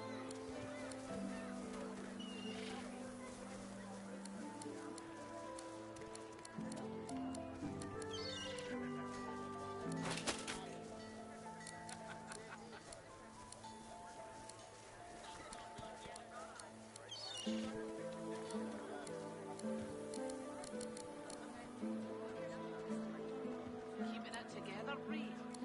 I'm all right, as long as I don't think about it too much.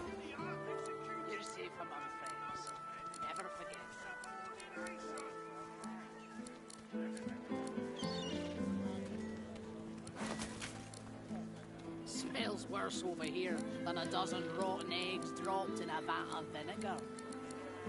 Don't come over. Not like you're buying anything. If I don't come visit your ton, who will? Wouldn't you like to know?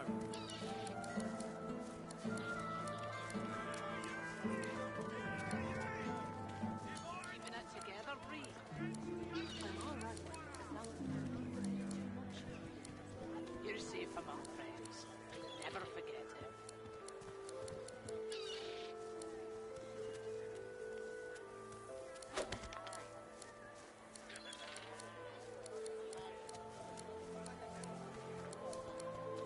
How you holding up?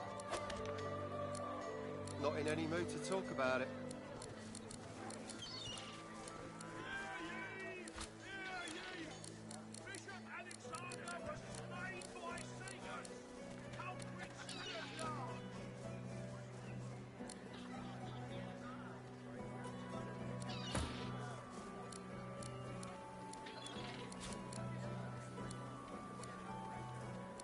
Keeping it together, Bree.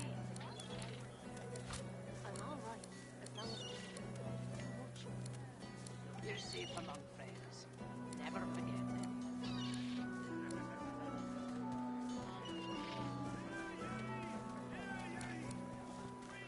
Smells worse over here than a dozen rotten eggs dropped in a vat of vinegar. Don't come over. Not like you're buying anything. If I don't come visit your ton, who will? Wouldn't you like to know?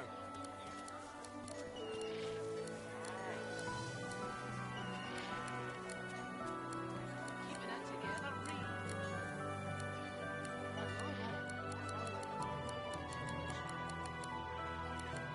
You're safe among friends. Never forget it.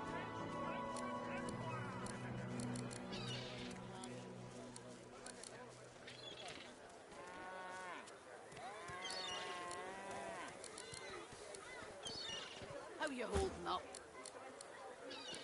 Not in any mood to talk about it.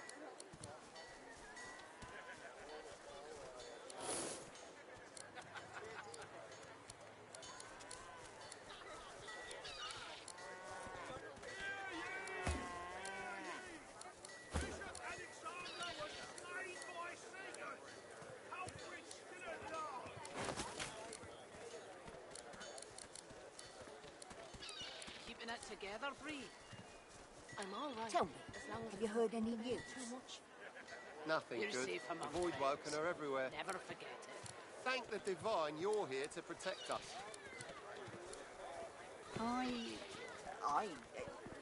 Yes, of course.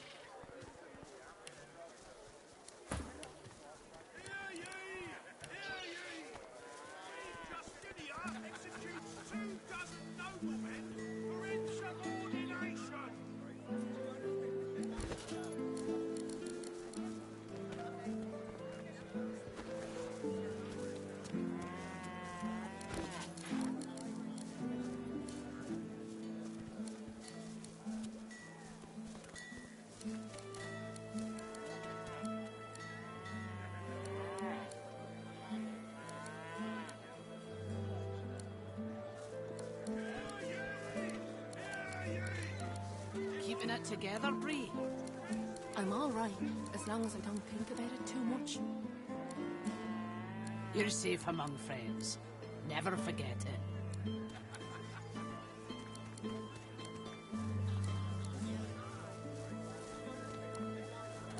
Smells worse over here than a dozen rotten eggs dropped in a vat of vinegar. Don't come over. Not like you're buying anything. If I don't come visit There's your not a ton, call for the who junkie will? cell, then. Wouldn't you like to know? Why, I offer nothing less than the wisdom of the ancients. And Vapid fiction. Keeping it Along the together, Lord's Bree. helping of hand. I'm all right, as long as I don't think about it too much.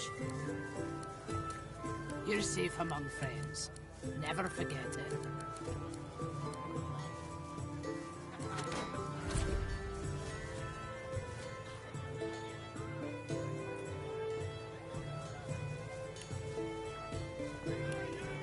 you holding up? Not in any mood to talk about it.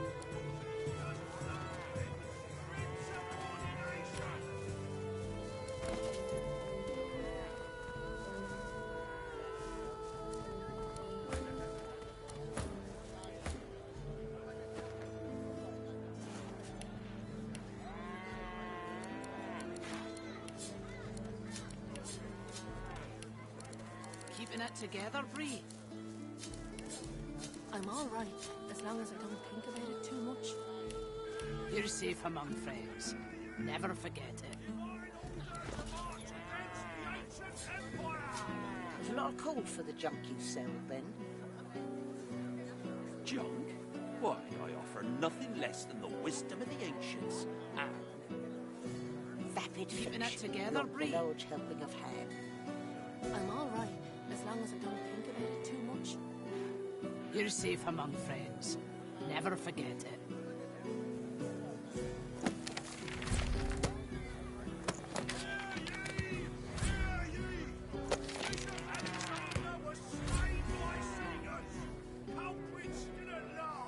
How you holding up?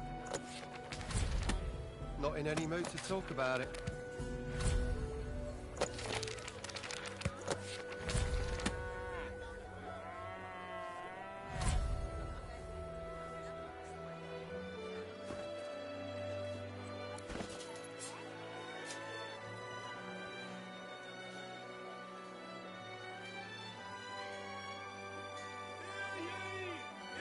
Keeping it together, Bree? I'm all right, as long as I don't think about it too much. You're safe among friends. Never forget it.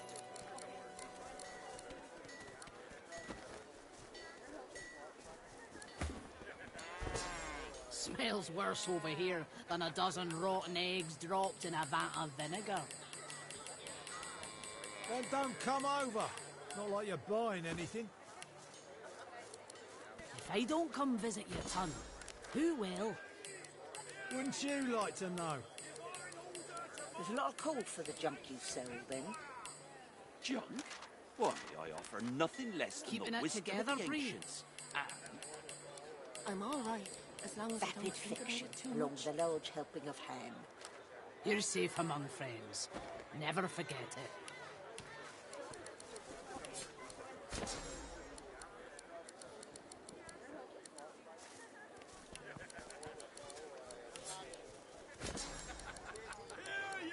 How you holding up?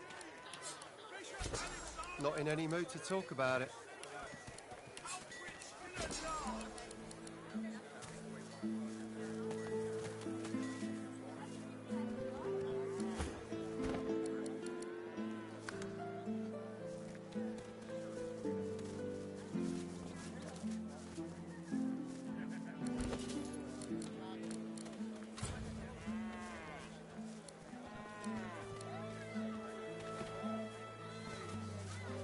Keeping it together, Bree? I'm all right, as long as I don't think about it too much. What kind of rat? You're safe among friends. Never forget it. Kind that don't fancy starving, along with the rest of this town. It's all well and good for you with your rations. We've got to take what we can get. Penny for a sick dog? A glance at the dog's miserable face tells you it's sick, all right. What am I, dog's doctor? Dog's sick. Go on, kiss a penny for a sick dog. Paddy for a penny, you can sing him a love song and call him Mummy. Thank ye kindly. Any chance of another one? Penny for a sick dog and all that?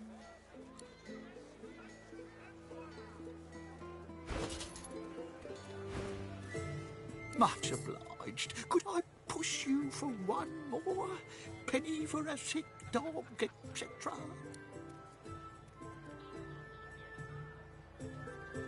Cheers. Can I trouble you for just one more? Penny for a sick dog and so on. You're very kind. How about another one? Penny for a sick dog. Nice. Could I prevail upon you for just one more? penny for a sick dog, ad infiniterium. That's the spirit. How about just one more penny for... Much obliged. Cheers. You're very... Keeping it together, Bree. The dog lies there quietly, clearly in great pain. What are you looking at? I'm sick here. Get lost. It snaps at your hand. It flinches. A low, threatening growl builds within its throat. Under the collar, you find the sharpened points of metal rivets, gouging the poor dog's skin. The dog bares its teeth at you and growls. The dog gives you a long, hard stare, but does not bite you. Yet. The dog goes to bite your hand, and then realizes the pain is gone. Hey, I feel okay. Thanks, woman. I think I'll wander off now. Here, before I go, what can I do to show my gratitude? The yellow clinky things? My master has those. He has lots. They're in his socks, so no one can steal them. He's very clever, my master. Master did. Huh? Wait a minute. Master hurted me? Excuse me a minute. I'm gonna go now. But first, I have a thing I need to do. He turns to his master. You bad man, you! If I don't come visit your tongue, who will? Penny for a grieving beggar whose dog ran away. God damn it. That was my livelihood. Penny for a grieving beggar? I reckon I'm owed it here. No. No. You're safe among friends. You wouldn't do that, would you? Oh, yes. You would do that, wouldn't you? I couldn't prevail upon you to change your mind, could I? Reluctantly, he throws you a paltry sum. That's your lot. Go on, then. Get lost, you freeloader. I'm working here. You're here to protect us.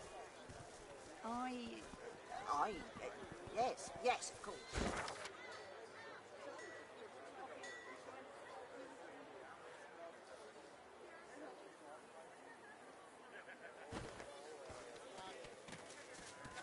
Keeping it together, Bree.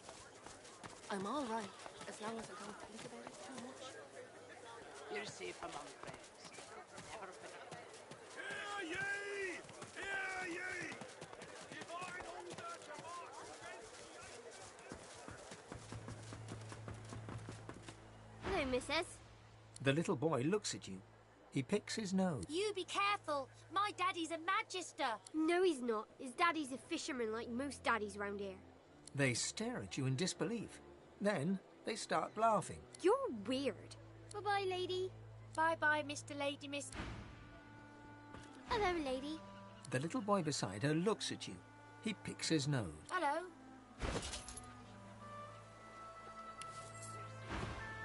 Bye-bye, lady. Bye-bye, Mr... Hello, lady. The little boy beside her looks... Hello. They're hiding him. I know they are. We're waiting for our friend. He went for a swim. He'll be back soon. He went swimming all the way to Fort Happy. Fort Joy? That's what I said. Fort Joy. He's going to find his mum and bring her back. Cool. How did you know that? Mrs., have you seen our friend Joe? They're innocents in a world with precious little innocence left. Let's leave them that way. The truth hurts, but they'll get over it. Kids are resilient. Tell them the truth. The horror grows on their little faces. No, that's a horrible thing to say. I bet it wasn't Joe. I bet it was someone else's leg in that icky shark. She bursts into tears. Ben looks from you to her and back again. Then starts crying too. After a moment, the crying subsides. Ben and Harriet snuggle into you. So where's Joe? They look puzzled, but the little boy seems to accept the idea. I think we should go home. Come on, Ben. Thanks, lady. Bye-bye. Bye-bye, Mr. Lady Missus. They skip away, still children, but now, somehow, older than before.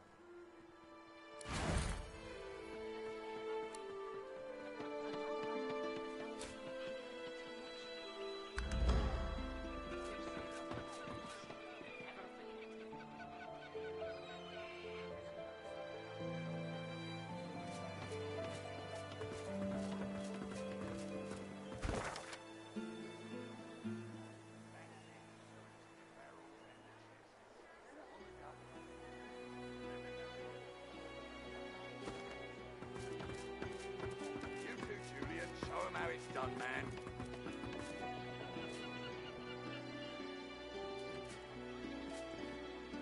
Go on, you mute sacks of flesh. Put your backs into it. I'll not lose another day to the tide. The Lord Dread awaits. Its sails billow with Dallas's breath. The Magister stops, barking orders. He sniffs the air like a predator, turns to face you, the wolf eyeing the deer. You do not get to make that decision. That decision is mine. A good day? Let's talk about a good day. Tell me, have you ever been strung up by the hands? Your body swinging like a bell's clapper as your bones are being broken with cast iron rods. Ah, you've met with what's left of Siva, have you? I'm so very glad you're familiar with my work. He licks his lips. Dry flesh turns wet. See, I'd like to string you up too. Rack you with rods and leave you dangling over a puddle of your own blood and piss. Oh, no, that won't do at all. Innocence is a mask that doesn't fit you. I'm very good at what I do, see? I don't even need a sauce hound yapping at my side. There was a whiff of something in the air when you approached. A current of filth, that is to say, sauce. Best convince me I was mistaken. He leans in closer and sniffs the air once more. Interesting. So I was mistaken. Must have been ambition I smelt on you, not the magic that dare not speak its name. Very well. In that case, we'll forego the gallows and turn straight to the hunt. A would-be Magister has to prove her killer instinct, after all. Seems peaceful here, doesn't it? A quiet day in a quiet town. One wouldn't think these drifting woods toss on dwarf-troubled waters, but they do. Consider for a moment the dwarf. What is he? A mule? A beast of burden? But some defy that role. There are rats among them, dancing to their rat queen's tune. I've need of a rat catcher. Of course, I must depart post-haste, but Julian here will stay behind and be a good little parrot. Ask and he will answer. Stay behind? But I've my orders, same as you. Dallas. Like I said, Julian is staying. And with that, I must be off. No hard feelings about the death threats, of course. How about we part shaking hands instead of stringing them up? How very heartwarming. One last thing. The Magisters here are diligent men and women. A stranger like you may run into troubles with them. Should this happen, just wave this piece of parchment in their eager little faces. My signature will placate them without fail, I assure you. Adieu and good luck. The Lord Dread awaits. The use of the gallows, I pass on to you. The time has come, my stitched-lit lovelies. We set sail. Get on board and man your stations.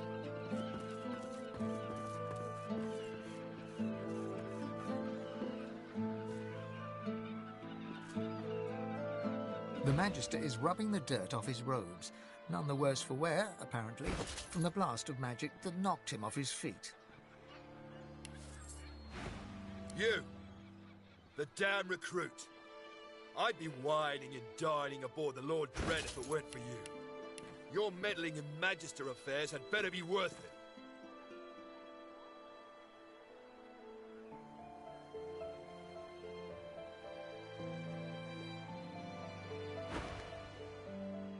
Yes, I am very much aware. Wasn't my damned head that hit the floor back there. Now answer me. Did you meet with a Magister caravan on your way into town? The hour's growing late and I'm beginning to worry something might have gone wrong. By the Bishop's bones, you saw it! Out with it, woman! What happened? The pox on those bearded devils. Raymond, that old goat, always suspected there's more to the Driftwood dwarves than meets the eye. Hate to admit it, but I think he may be right. Too many things have gone wrong along Reaper's Coast to attribute to bad luck. Magister's ship sinking, weapons disappearing, and as you've seen, a caravan attacked and destroyed. Rumour has it the Dwarvian Queen herself is behind these acts of sabotage. That is what I want you to prove. There's a local thug, Lohar. He runs an operation out of his hideout beneath the Black Bull Tavern. I suspect this man of being a spy for his queen. It may be interesting to have a word with him. Find out what he's up to. Where I really want you to ferret around is Reaper's Bluffs, to the west of Driftwood. It's wild territory, remote and hostile, where I believe the dwarves may have set up a base of operations away from prying eyes. Should you find any such place, and better yet, proof that Lohar is working on behalf of Queen Justinia, you will be handsomely rewarded, I assure you. They've always been snakes in the grass. Cheap labour, sure, and hard workers too. Half of them are their queen's spies. Her eyes, her ears, her poison-pouring hands. You know what Queen Justinia is like, surely. A tyrant and a master strategist to boot, in that case. Go forth and let the hunt commence! In short, travel west in search of a dwarven base of operations in the treacherous Reaper's Bluffs. Should any such place exist, it would be very opportune indeed should you stumble across any correspondence between Lohar and Queen Justinia. Can't describe it to you any plainly than that.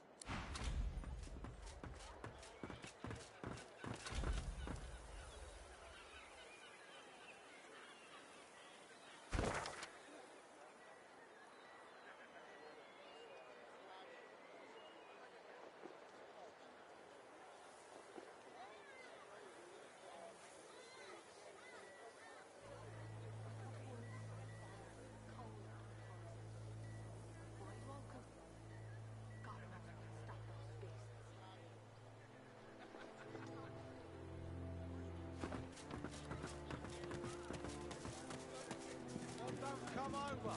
Not like you're buying anything. Hear ye! Queen Justinia executes 2 dozen noblemen.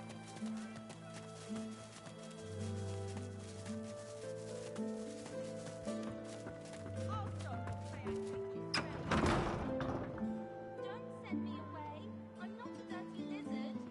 I don't care if you tear this place apart plank by plank. We will find him. You can't just charge in here and ransack my business. You've been warned, Barnes. Now, get back to your fish. The Magister turns, and his eyes fall on you. Hugh, tell me, have you seen a man acting suspiciously near here? Grey cloak, grey beard, satchel slung over his shoulder. Blast! Well, if you do see anything odd, report it immediately. There is a foul creature lurking in one of these shadows, and we will find him. A sorcerer. He arrived dressed as a tinkerer, but then Magister started disappearing. As soon as we asked him about it, he fled. Who knows what he's done with our divine brothers? He was seen with the effects of one of our company. Not only was he behind her disappearance, he brazenly flaunted it in the tavern. We chased him to this factory, but lost him on the docks. Now, I have a patrol to complete. If you see anything, tell me.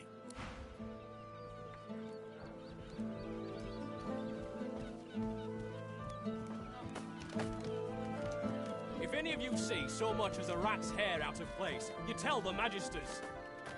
Then we can get them out, and you... You see a man, well-fed and wealthy, but stress has lined his face and narrowed his waist. He tries to ignore your presence, fails. He sighs. See here. I'm very busy. The factory is crawling with Magisters, and our shipments to Arks are held up. Time is money. Don't waste my money. What do you want?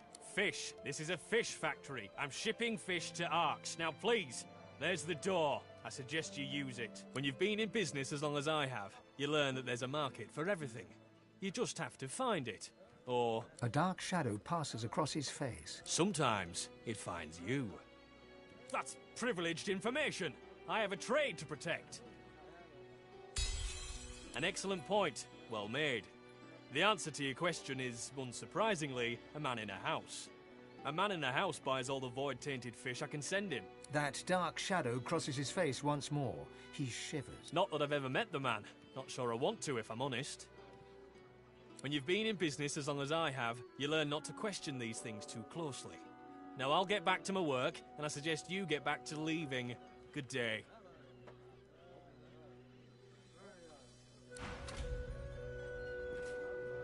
He glances up. You're still here. Try not to be. He glances up, recognizes you. You're still here.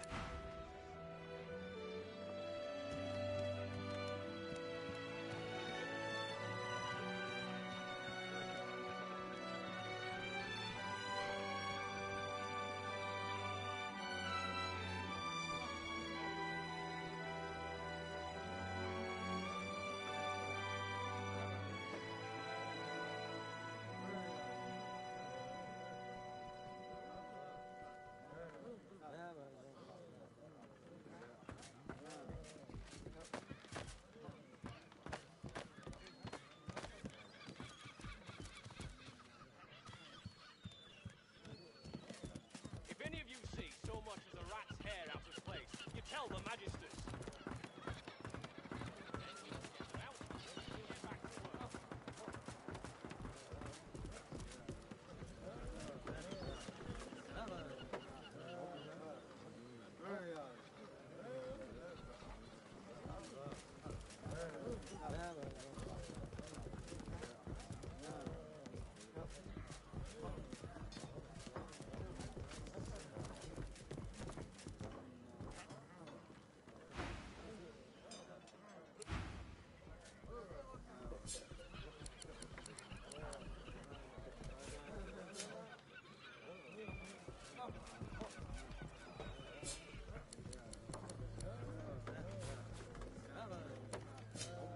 If any of you see so much as a rat's hair out of place, you tell the magisters.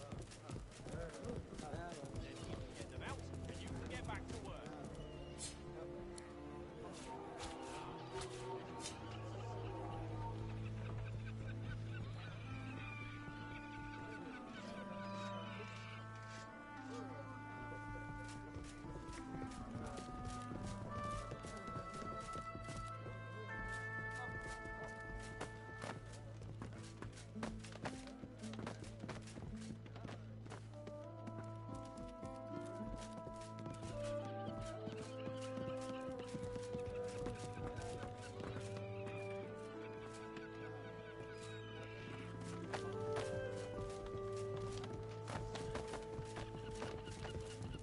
If any of you see so much as a rat's hair out of place, you tell the magisters.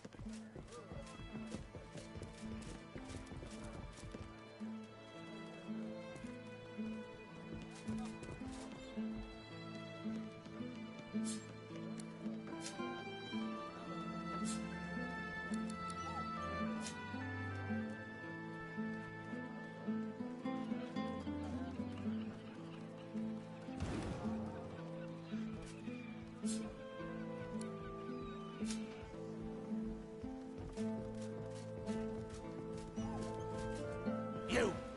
Have you seen anyone leaving this pollution's teeth? Where is that runt hiding? If you see anything suspicious, anything... He's a sorcerer. He fled into this stinking shed, but we'll find him again. The Magister's eyes flick to an...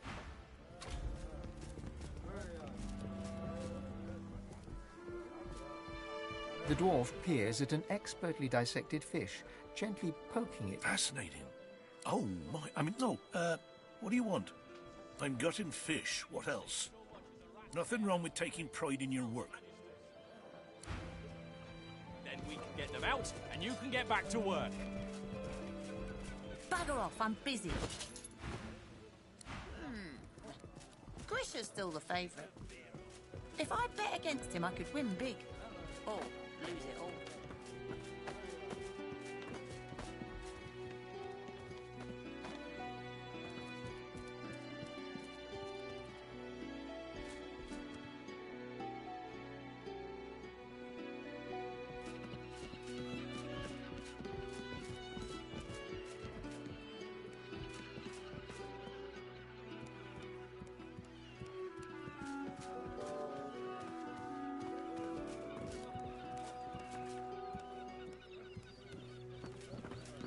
If any of you see so much as a rat's... He glances up, recognizes you.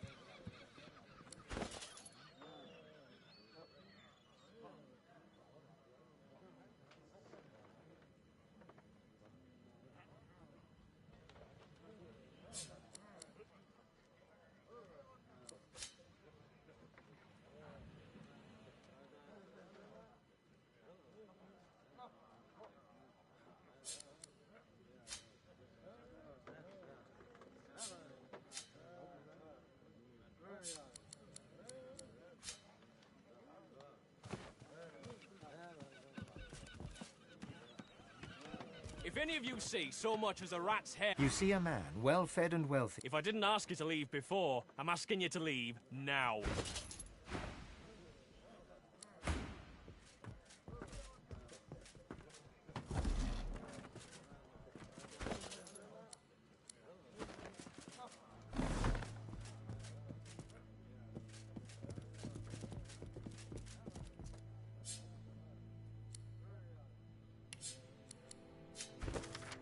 If I ever go to Arx, I'm staying away from this black house.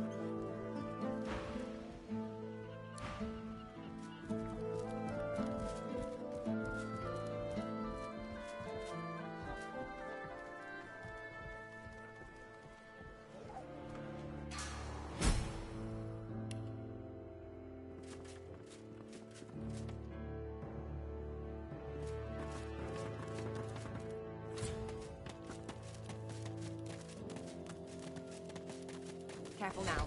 That's a trap.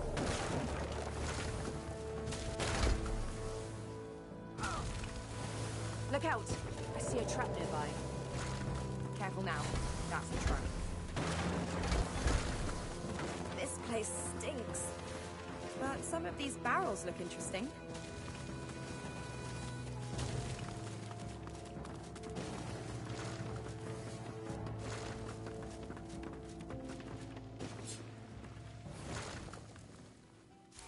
Good find.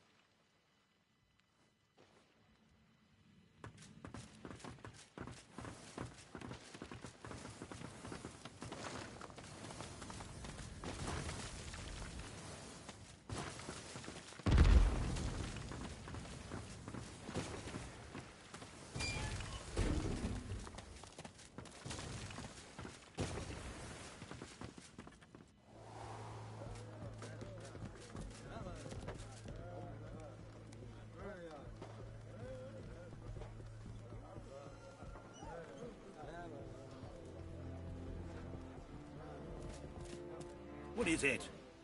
I'm gonna wind up out of my ear if they think I'm spending all my time talking to... The dwarf grimaces, and... Whatever's wrong with these fish is causing a lot of hardship for a lot of folk. I want to figure out what's happening to them. See if there's anything that can be done. Yes, as it happens. I need to see the effects of eating these fish firsthand, if you understand me. Wonderful. Now, there's 3 samples that I wish to learn more about. Care to choose? The fish instantly churns your insides. You double over in pain. A sudden vivid sensation of floating in darkness assails you. There's something in there with you. Something. Hungry and corrupt. You can't breathe. You can't breathe. The dwarf suddenly drifts back into view, peering at you with fascination. How do you feel? A stream of black bile suddenly erupts from your mouth and across the dwarf's boots. He doesn't even look displeased. I see. Well, I'm sure it was nothing but a side effect of the fish.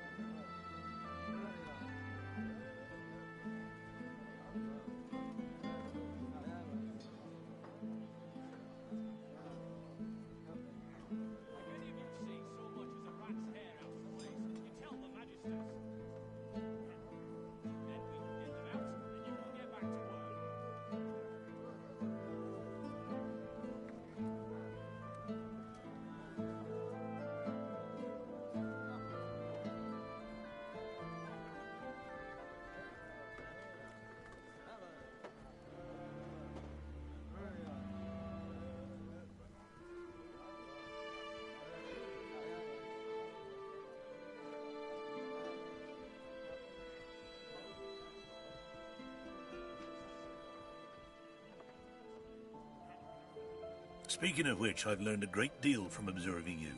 I owe you a great debt. The dwarf puffs up his chest and proudly gestures to the fish. The fish is indeed malignant. Humans are affected by it in the same manner as other species.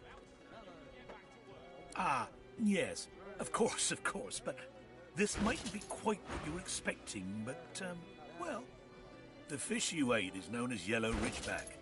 Quite a cunning breed, often used in concoctions to increase alertness. But this one, touched by the void itself.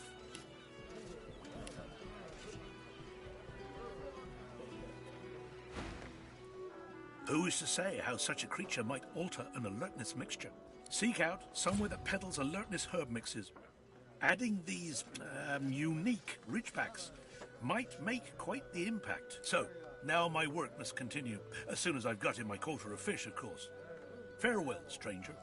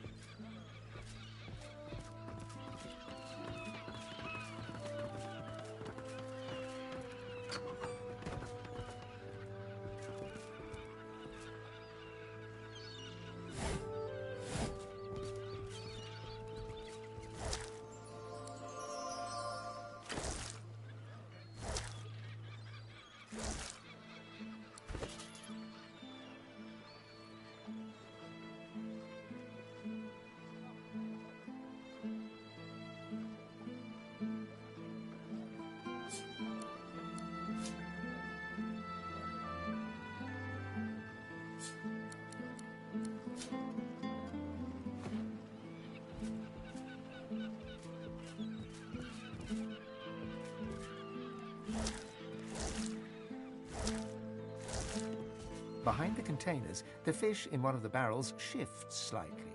Please, you have to help me. The Magisters have gone mad. I'm a salesman. I tinker. I fix things. I wonder. I buy and sell books when I can. I had nothing to do with those Magisters vanishing. Please help me. I don't want to die. I don't want them to take me. What? I don't know. I don't have much gold. I've spent years collecting rare items from across Riverlon. Please, what I have is more valuable than any coin purse. It can be yours. Just get me out of here. Teach you? I'm no tutor, but... You shift your weight slightly away from the barrel and hear a panicked squawk from within. No, don't leave. I have friends. I know people. They can teach you. Just please, don't leave me here. I just need to get out of Driftwood. I can't risk being seen, but if you can get out of town, I can escape to Arks. Please, I'll do anything. Just don't let them see me. Don't let them find me. Thank you. Oh, Lucian, 7 times divine, thank you. I'll follow your lead, but please, be careful. If the Magisters see me, I'm done for.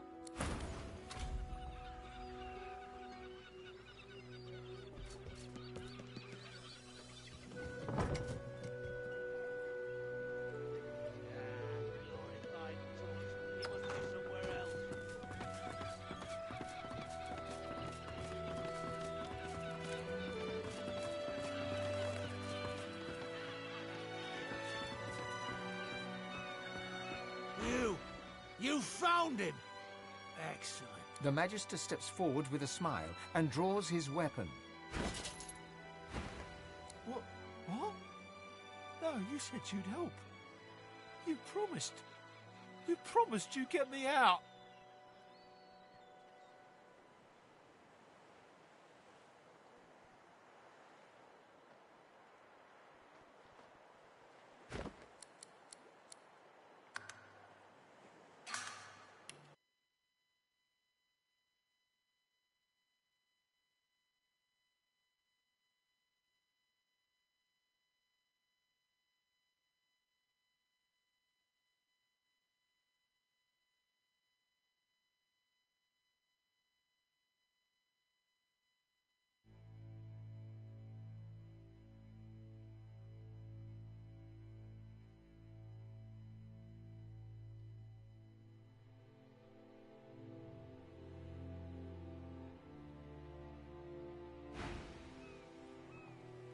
I'll follow your...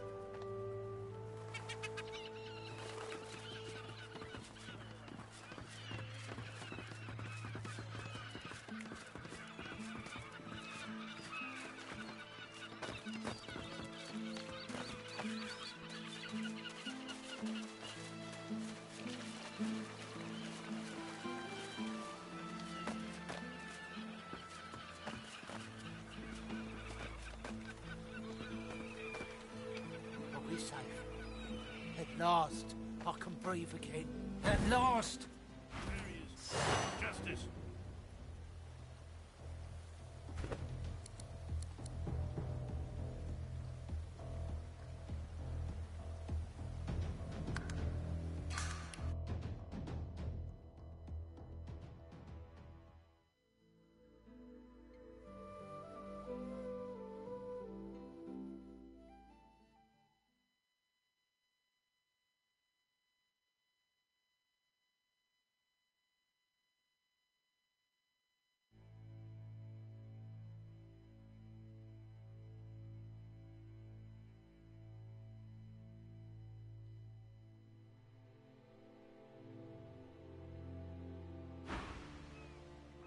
I'll follow your lead.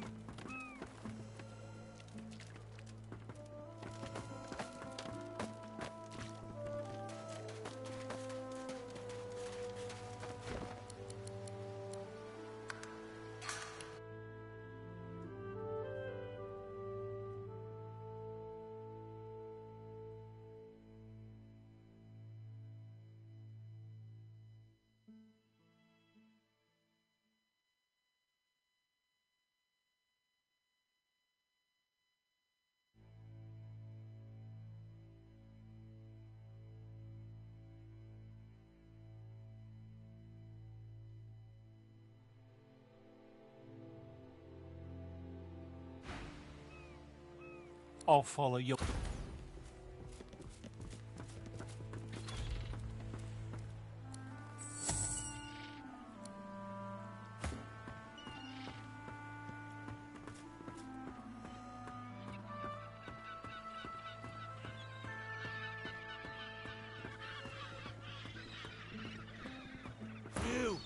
You found him! Excellent. Now, stand aside.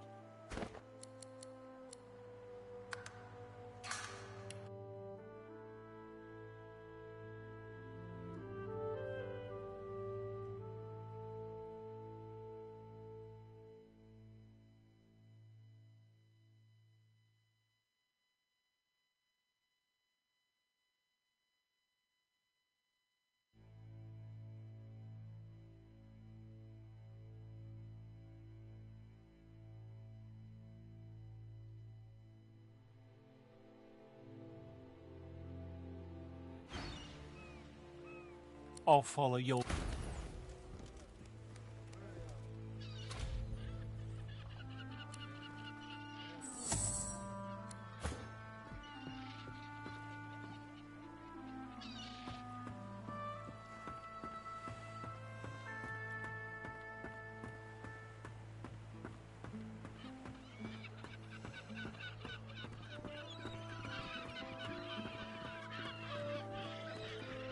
You, tell me, have you seen a man acting suspiciously near here? Grey cloak, grey beard, satchel slung over...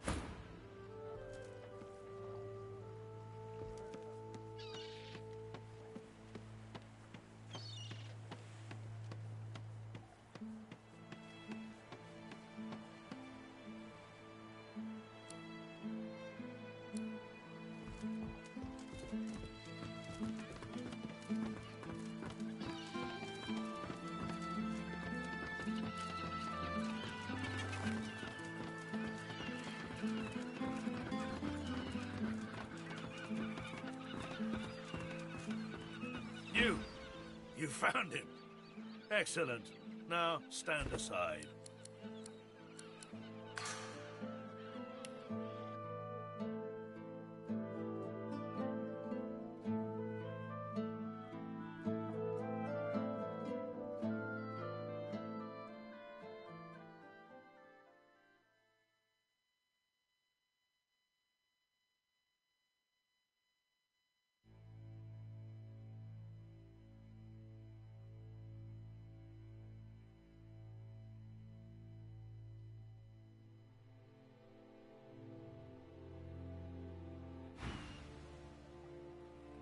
I'll follow your...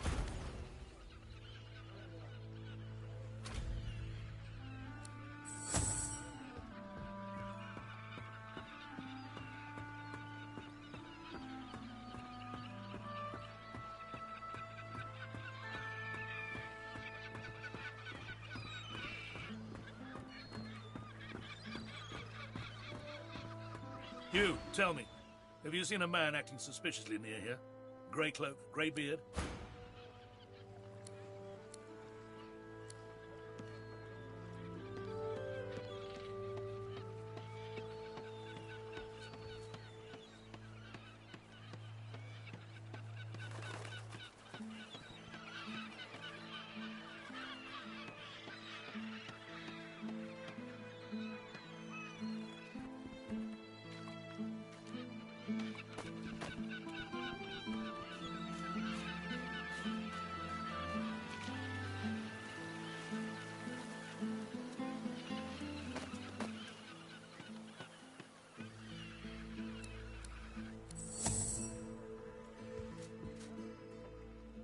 At last!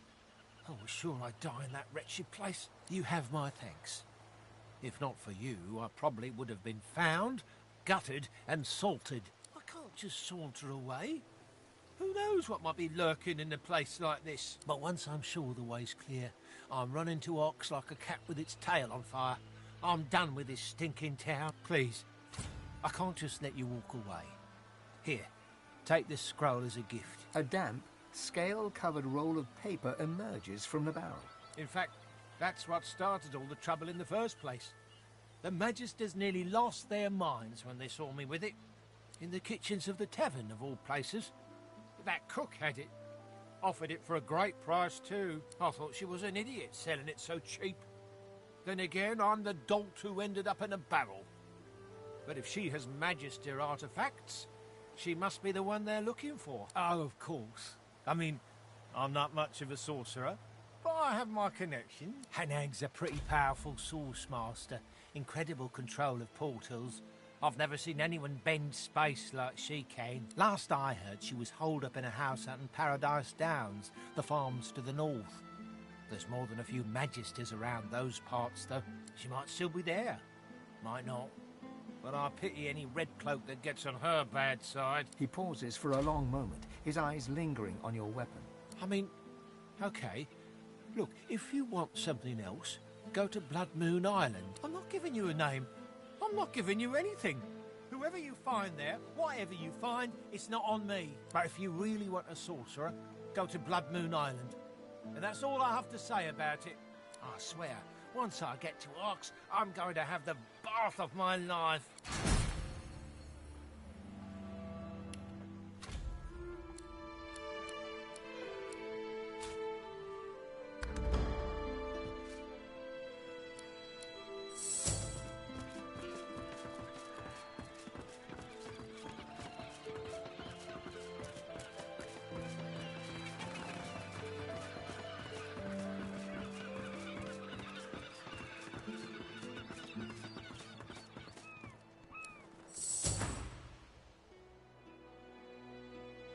Blast!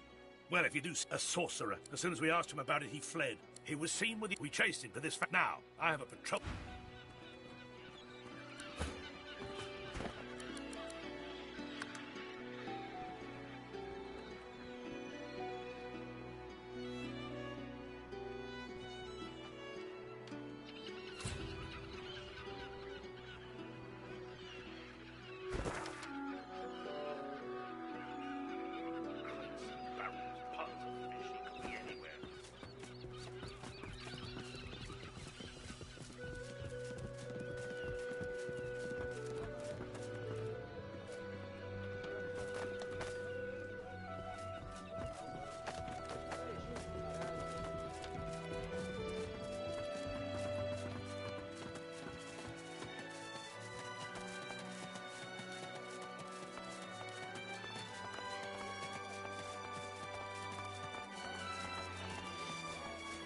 Prices are up, quality is down. Times are tough. Buying or selling? Capital. Good luck to you. Keeping it together, Bree. I'm all right, as long as you don't think about it too much. You're safe among friends. Never forget it.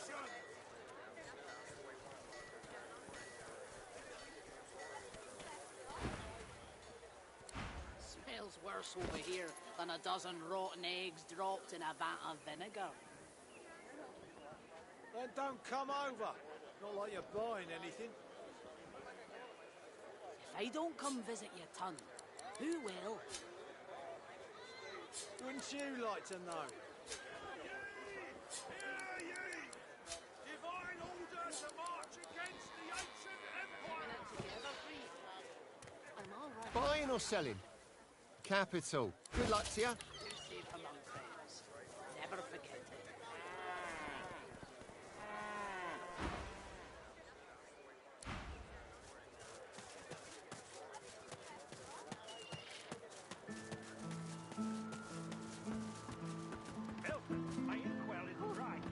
Right away.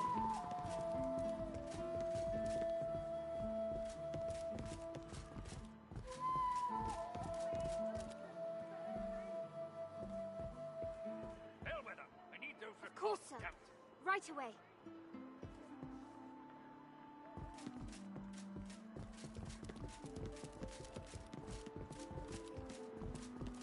Nelson, are you...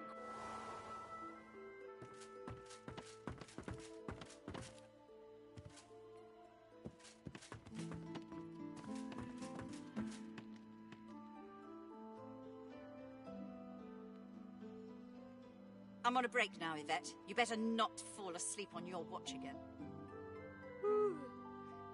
Calm down, Brianna. Carver's got his dossier on the sorcerers. Everything's falling into place. Course, sir. Right away.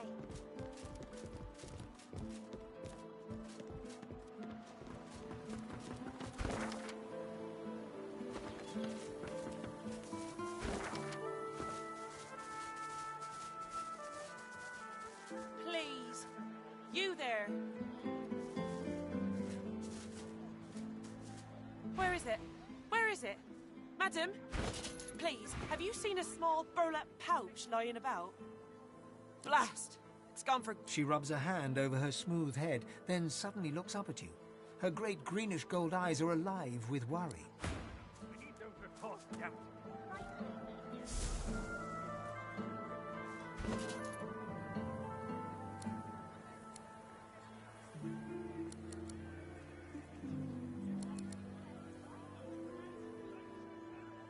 Nelson, my inkwell is dry. Fetch me some more.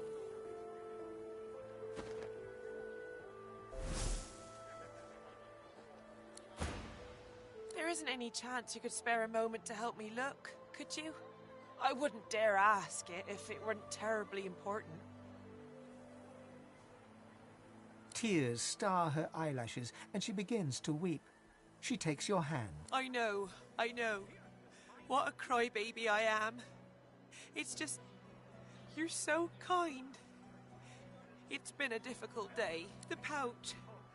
I really must find it back, or my master will flay me alive. It had quite a sum inside it. Magister Raymond. He bade me take the coins to purchase supplies for his journey, but I dropped it along the way. He's sure to think I stole it. She tilts her head back and blinks back tears. I'd never do such a thing. Never. You're... gods, you're so terribly kind. But I couldn't accept such lavish charity. It's so unbecoming. I don't know what to say.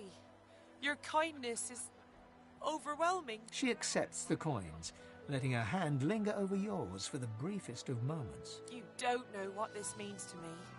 I'll send word to Magister Raymond right away. Bellwether, I need those reports, Captain.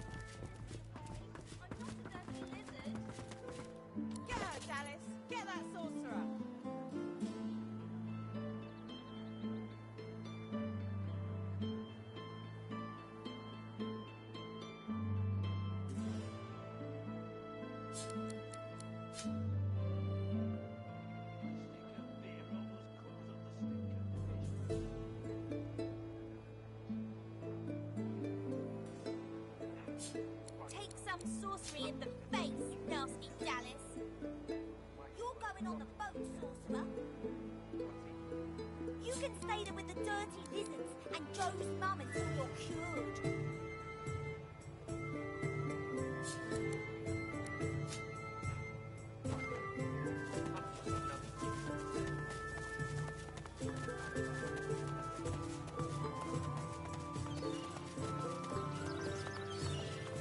Smells worse over here than a dozen rotten eggs dropped in a vat of vinegar. Don't come Buying or selling? Capital. Good luck to you. If I don't come visit your ton, who will? Wouldn't you like to know?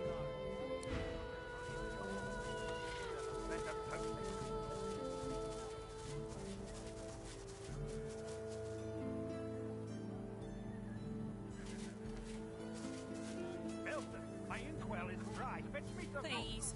Please. Where is it? Where is it? Blast. She rubs her hand. There isn't any chance you could spare a moment. Tears start. I know. The pouch. Magister Rain. She tilts her head back. I'd never do such a thing. I don't know what to say. Your kindness is... over... Surrounded by incompetence. Never met a post.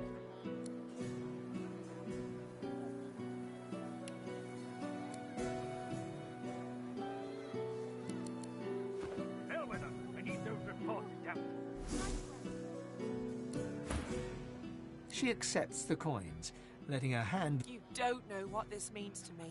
Thank you.